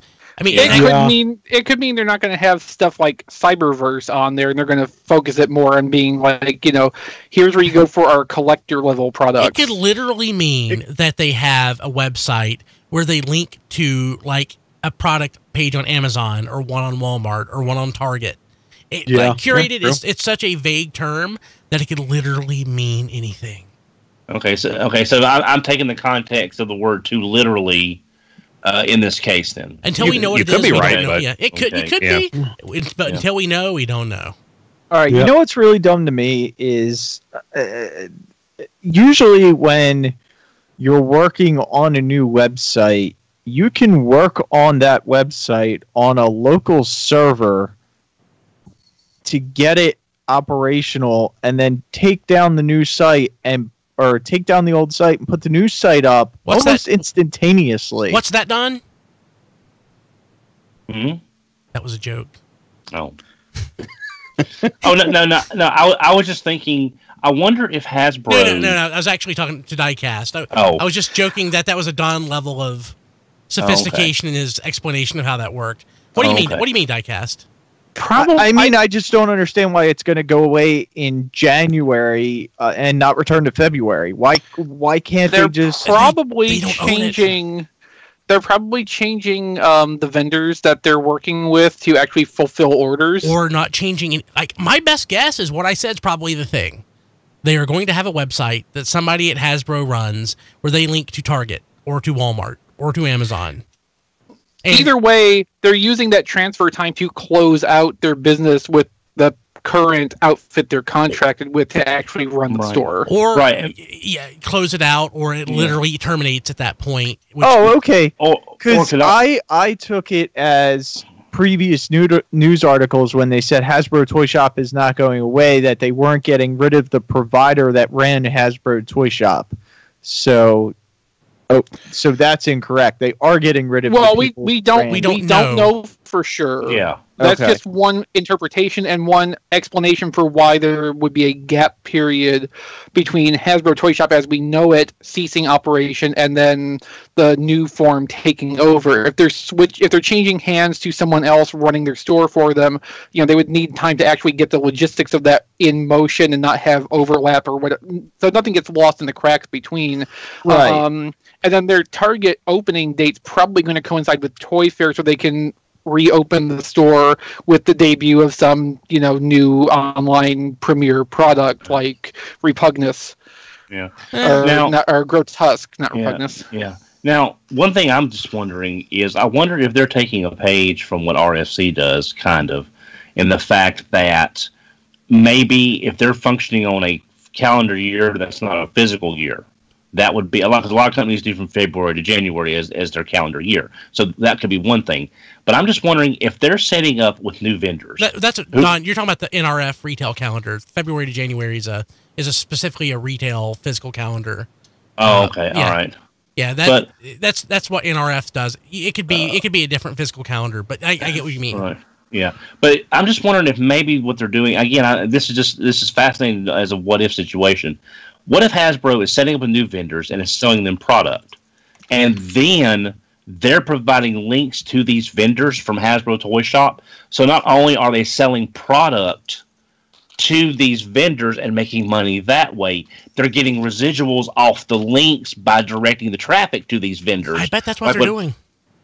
So that way they're making money off the product and they're making money off the transactions. So therefore they have no physical stock to keep up with, no inventory costs, and they're making money on both sides of the transaction. Yeah, no, I mean, I said what I said sort of as a joke originally, but the more I think about it, the more I think that's what this whole thing means. I'm betting just to simplify things because, Hasbro Toy Shop is supposedly a money generator, but if it was that big of a money generator, it wouldn't have gone away. I think they're going to go to something that has basically a zero cost to run it. And it would be something kind of like what you're describing. Yeah, Walmart and Amazon have the infrastructure already in place. If they want to use them as partner websites to actually fulfill this, it makes more sense. Yeah. I think it could totally be something like that. I think because otherwise, I mean, they're curated in the sense of like they're very selective about the products that they put on. That doesn't make any sense because they want to sell all their product. So I think they're specifically target. I think they're specifically it's basically going to be a link farm or a blog or something. I think it's probably going to be something like that. It'll be interesting. Go ahead.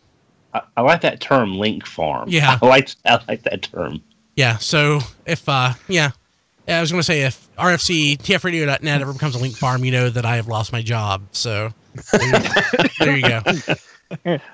So Diecast, sorry about the Don comment. That was below the belt. Iron Warrior IW-05 Pioneer official color images of not Solus Prime. I have no idea why the headline says that. It's actually Transformers Prime. It's Prime. I mean, it's strictly speaking, it's not wrong because that is not Solus Prime. It is. Yes. Yeah. So it's Transformers Prime, and I saw which is not Solus Prime. It is not Solus Prime. Yeah, actually, I don't. Yeah, I copied and pasted it, even though I knew I was linking to. I like it. I like it. I like that it's not the same thing that we've gotten before. I don't even like Transformers Prime, nor do I specifically like that design, but I like that it's different. Well, and see, that's kind of the thing for me. Like, I appreciate that it's very specifically trying to recreate the show model as accurately as it can. At the same time, I only like the Transformers Prime, Optimus Prime model when it's adapted to actually transform into something with the extra moving parts and hardware. Yeah. Oh, I didn't realize this didn't transform. Nope. I didn't realize that. Oh. Yeah, and they have a Megatron coming out too, and nope. Oh, it's still nice though. Well, it is very nice. Megatron attack. Megatron would probably be an easier sell because Megatron didn't transform a lot in the show, and even the toys that exist don't stray too far from that model because it's not really so dependent on transforming into a specific looking thing. It's just kind of a mess with wings.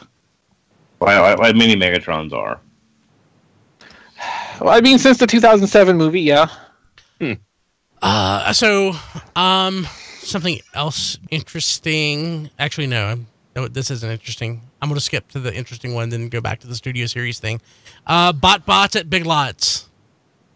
So, if you want bots, you can go to your local Big Lots and buy them. Well, that's it. Bots is done, everyone. No. Showed up at Big Lots. No. They're showing up at full price, though. Yeah, Big Lots has closeout stuff, but Big Lots also gets things first run. Yeah. So if this were Ollie's, then it'll be a little different. But they also get first run stuff, and I mean they got first run stuff here. But I would also not be surprised to see the blind pack ones show up at like Five Below. Yeah, I was thinking that. I mean, same difference. Yeah, and also when I was at Target picking up Magnus and Shockwave, the $2.99 single bots were there in a box as well, so they are now showing up after the Target resets.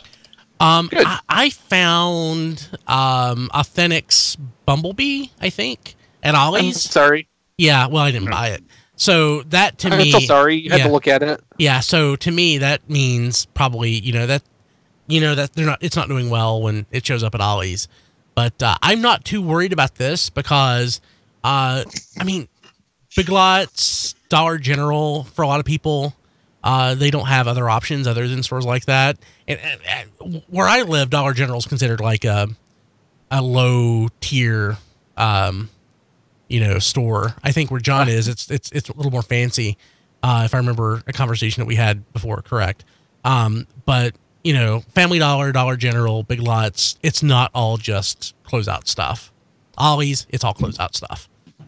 It may be a dead person's comic collection at Ollie's, who knows. Okay.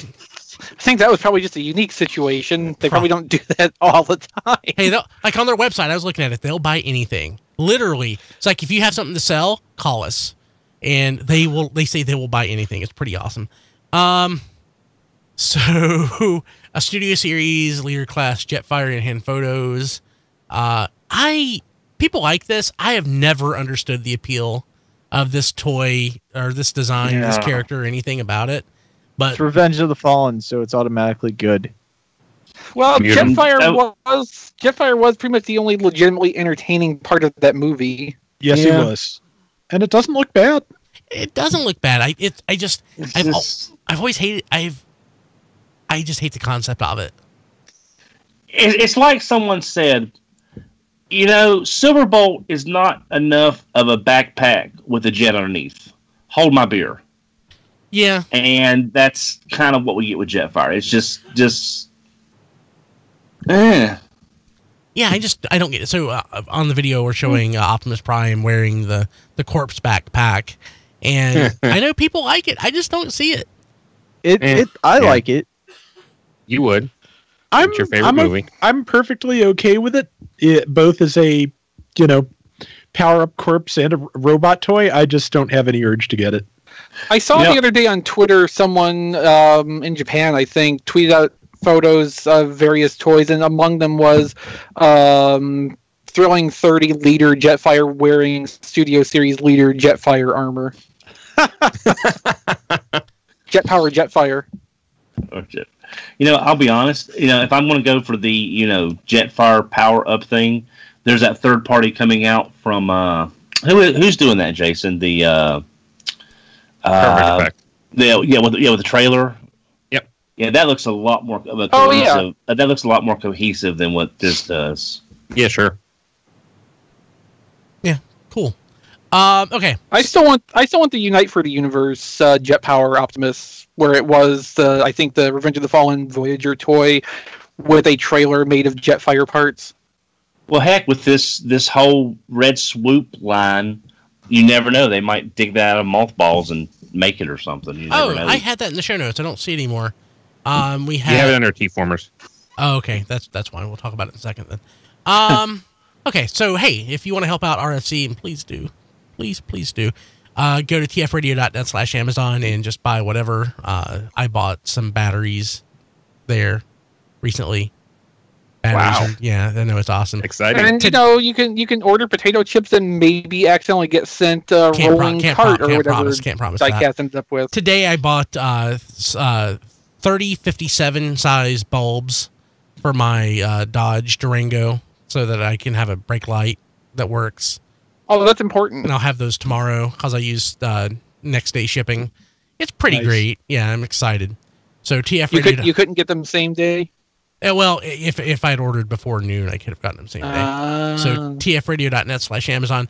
If you want to get the Bumblebee movie, which Matt liked, so that means a lot, go to tfradio.net/BB movie. That's tfradio.net/BB, the letters BB movie.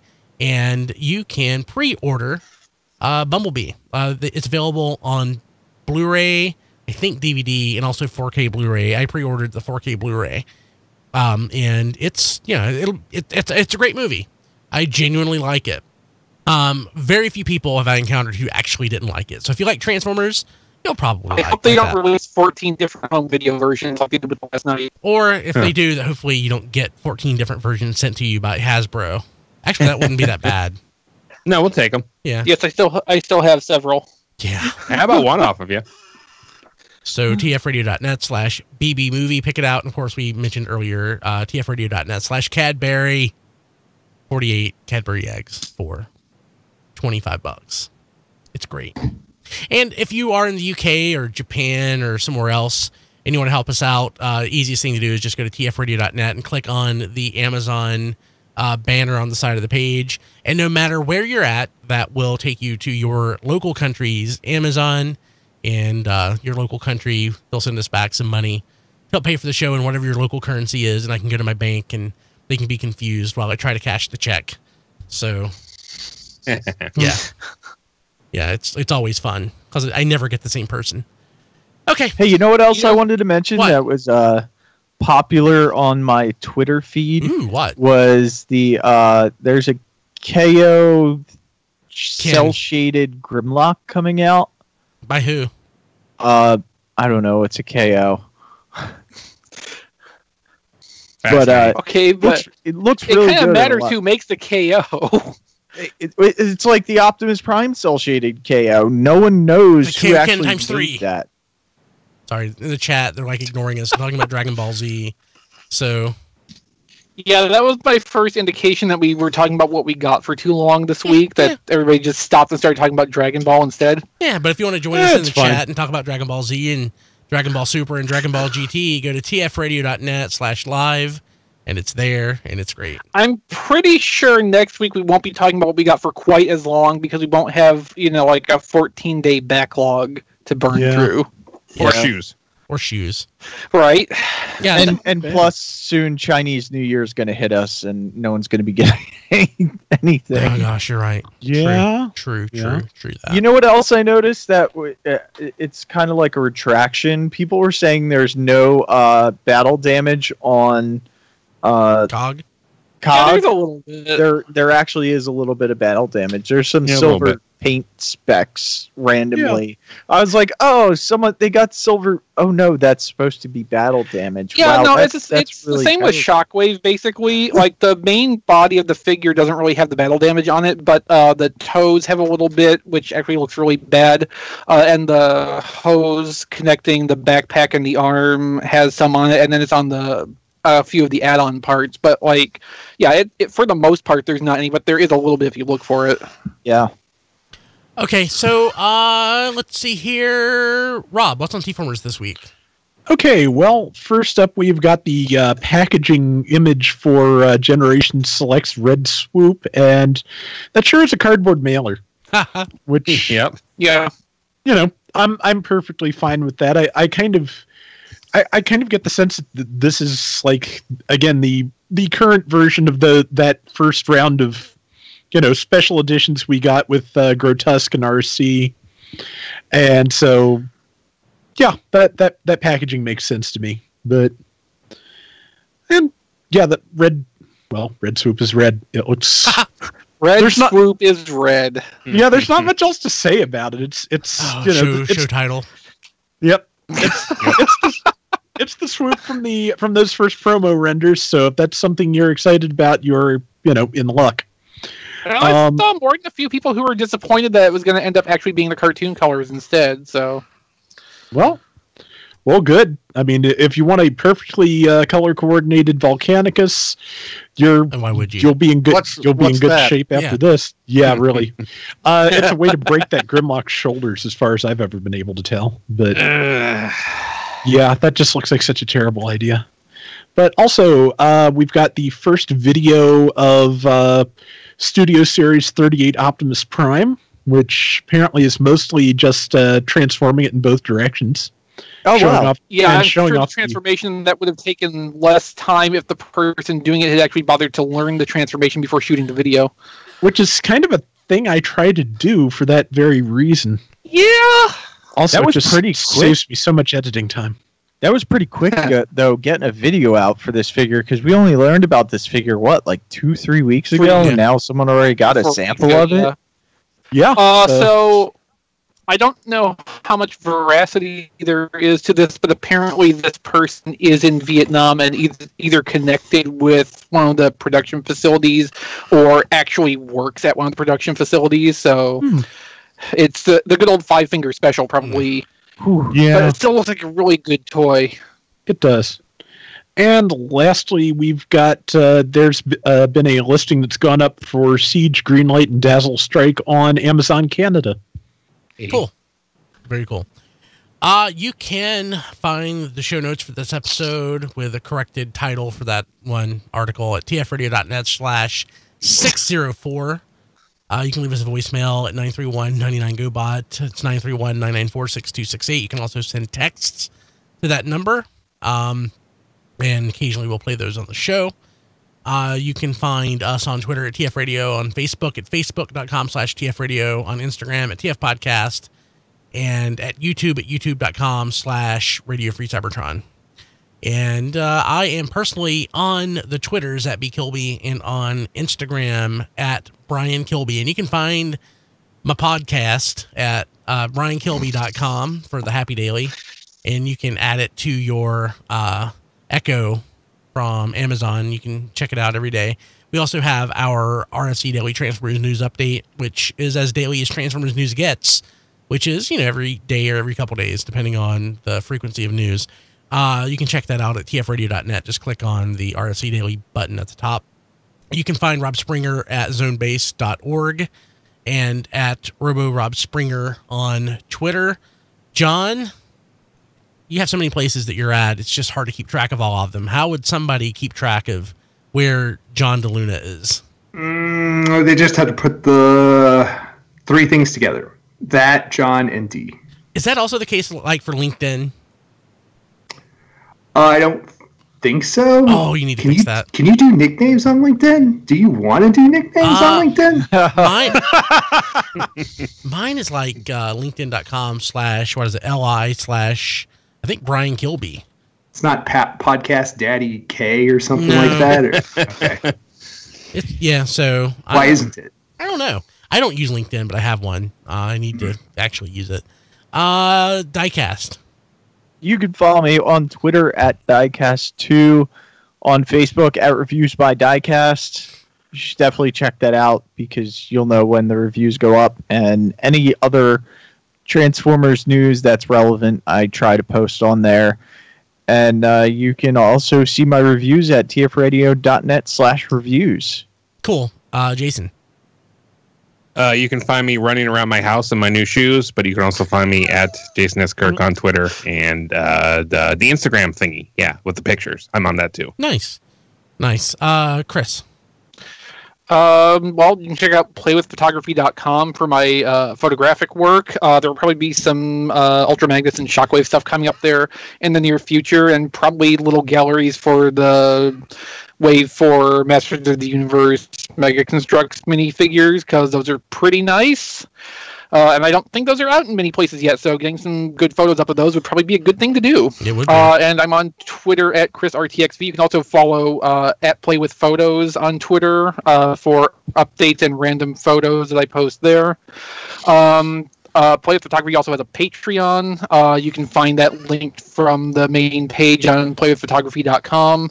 And my birthday is coming up too, so 19th. I've wish lists in various places. And if you would like to, observe my birthday with me, you could definitely send me something. Nice. I think I did. Chris List, right? Twitter, tfradio.net/Chris List. Yeah, that would get you the Amazon one. I also have one on a service called gifthero.com now, which basically just lets you collect links to store sites in various places, and it's a little bit more complicated because you have to get the shipping information from the person who sets the list up, because they don't keep that centrally for privacy reasons. Yeah. But it gives you more flexibility than just stuff off of Amazon, and for increasing numbers of people who are getting more and more uncomfortable with doing business with Amazon, it's an alternative to that. Amazon actually used to let you do the same thing. I don't know if it still does, where you can add off-site product. Yeah, I don't know if that's actually an option anymore. Okay, it was pretty cool because that's how I kept track of the toys that I wanted to buy. But yeah, it's pretty sweet. Yeah, I've got a number of private Amazon wish lists to basically keep track of upcoming listings and stuff, and for price tracking purposes, it's actually kind of handy. Yeah, I've been I have one for podcast gear that I want to pick up eventually, and I'd had it pared down because there's not a whole lot that I really need at this point. Right. But then I just blew it out with if I won $10 million, I would buy these microphones. So I have them all up there. The one that Jason has is on my list, the RE320, as far as also the RE20 as well. And yeah. I have the RE50. Yeah, I've got high-end camera stuff on one of my private wish lists too, and the same kind of if I ever become independently wealthy, this will be a great thing to buy. Yeah. It's the one electro voice mic I have is awesome. It's the RE50. It's the unidirectional mic. For interviews, it works great for that. Let's see here, Rob. I'm on Twitter at Figure Reviewers and Flailthroughs. Also on YouTube at Flailthroughs, where our Gundam Battle Operation 2 coverage continues. The weekly update is every Thursday. I'll probably be recording that about tonight at midnight. Got a Patreon for that as well, patreon.com/flailthroughs. And, of course, the Transformers-related video work that Chris and I do can be found on YouTube at Tformers TV. Cool. Should be a new video coming up in the next few weeks, hopefully. Cool. And just because, I have to correct myself, I think I said unidirectional. I meant omnidirectional, of course. Everybody knows that. So, should I skip Matt? Because I skipped him Everybody before? cares, I'm sure. Nobody cares. I want a I don't have a hypercardioid pattern. No, I do actually now have a hypercardioid pattern, Mike, so I don't need Oh, darn it. Matt's on Twitter at Melvar, 3 L's, 2 R's. It's that shotgun Mike. Yes, 3 L's, 2 R's. He has a great follow. Definitely do it. Don. And he actually watched the Bumblebee movie and liked it. Thank you. What better praise can you ask for? It's definitely worth. Yeah. Follow him on Twitter and ask him what his deep and complex thoughts are on the movie. I'm sure he'll love that. He watched the Bumblebee and he thinks he liked it. Oh, let's see. Mute topic. Don. I can be reached on Twitter at HMRC, the number 4 EVR. Excellent. Okay. I think that's it. So we will have less stuff to recap next time because it's going to be a fresher set of news. Man, it's going to be awesome news. And Toy Fair is coming up here in a little over a month. It's going to be great. It's going to be great. Hopefully. Woo-hoo.